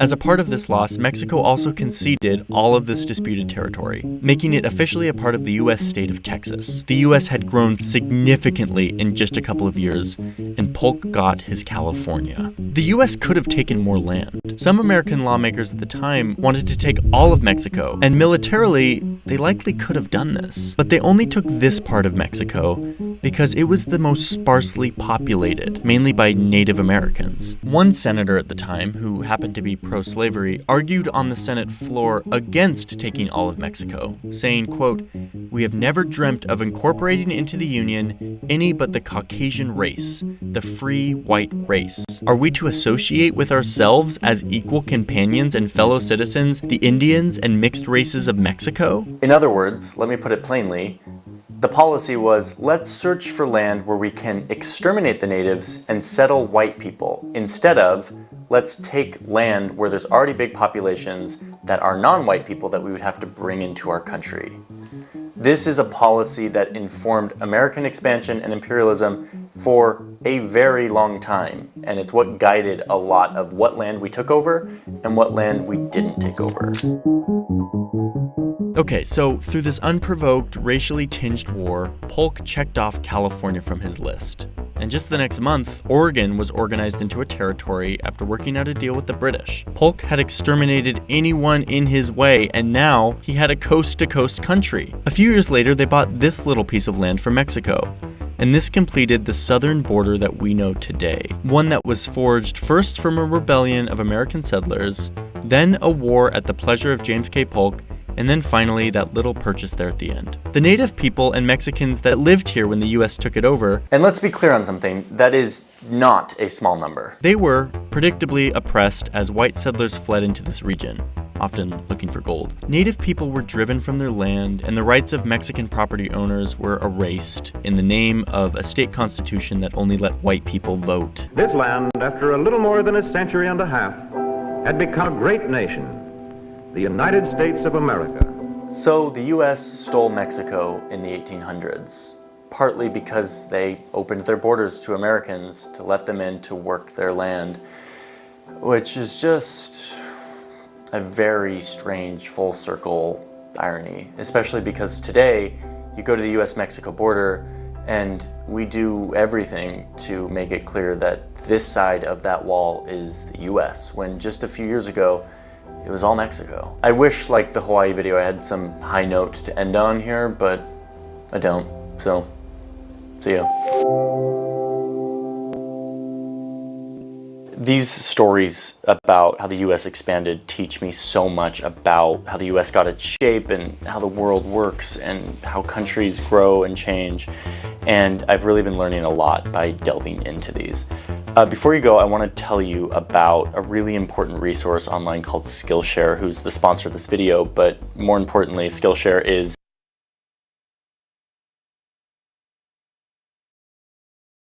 Hi, fam. Hope it was good. Hope it was edifying. I know I go long, but, you know, what can I tell you? Anyhow, y'all have a good night and stay safe. All right. Every time. Oh, sorry, my bad. That's not what I wanted. Introducing the Goop. Yeah, stay safe and hope everything. Hope your prayers are heard wherever you guys are going through. If anybody's struggling about anything, man, I know it's tough. It's just the conditions of the battle. So, all right. Have a good night.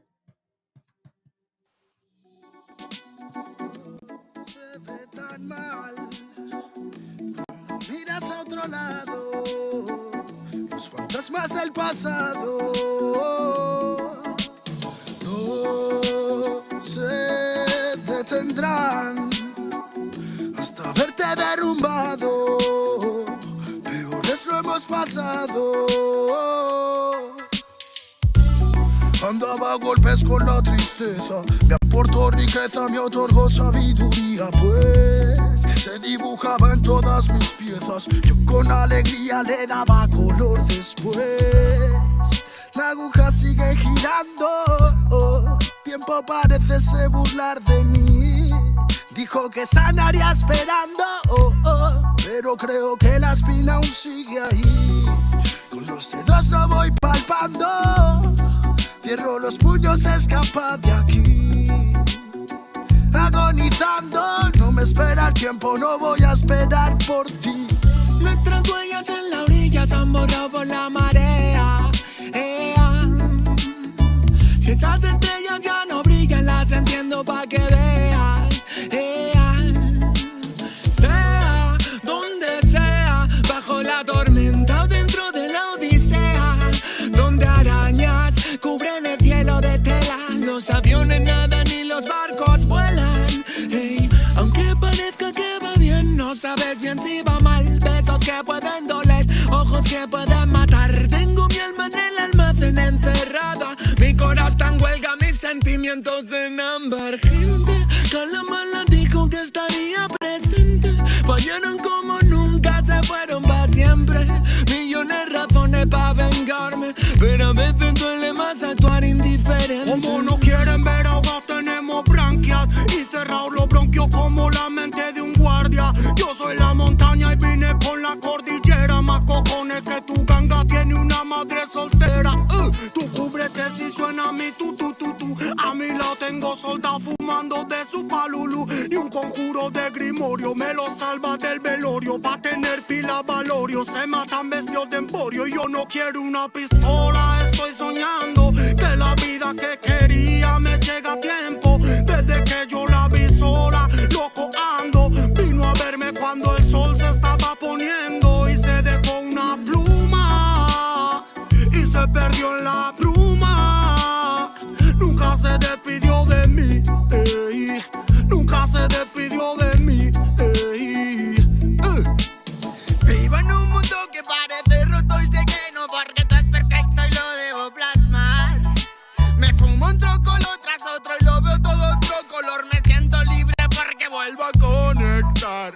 Mi gente sufre y no lo puedo evitar, más que dándole consejos siempre desde la humildad. Es su camino hacia la fraternidad. Solo puedo que enseñarles a respetar y amar. Con esta bendición, como no voy a aprovechar los códigos que llegan, los tenemos que aceptar. Si me reencarné fue para ayudar y no para malgastar mi tiempo en beneficio del mal. En la unión nace la fuerza y eso nos hace juntar las ganas que siempre tuvimos para iluminar a la gente que se le ocurra y la malla armonizar. Vinimos para dar fuego a la que no nos va a quemar. Arda y por dentro la llama, no puedo contener la ras. Churruscao el corazón, el armazón no puede llegar a pesarme más. Si abro la boca, tu tumba al suelo, me muelo a diario y sobrado de gas. Escupo ristas perfectas, paladas de versos eternos, no mueren jamás.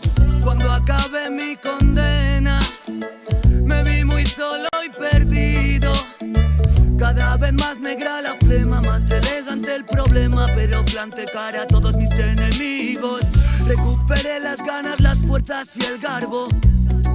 Dedico requiems a mis diablos, que aquí estoy vivo de milagro. Delicadas flores crecieron entre los cardos. Me dicen bien, es más delgado que de costumbre.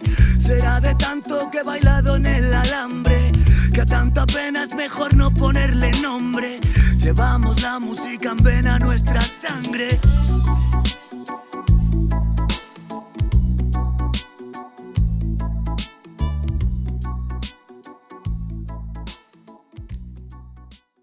Declaraciones. Un poco sobreiluminados.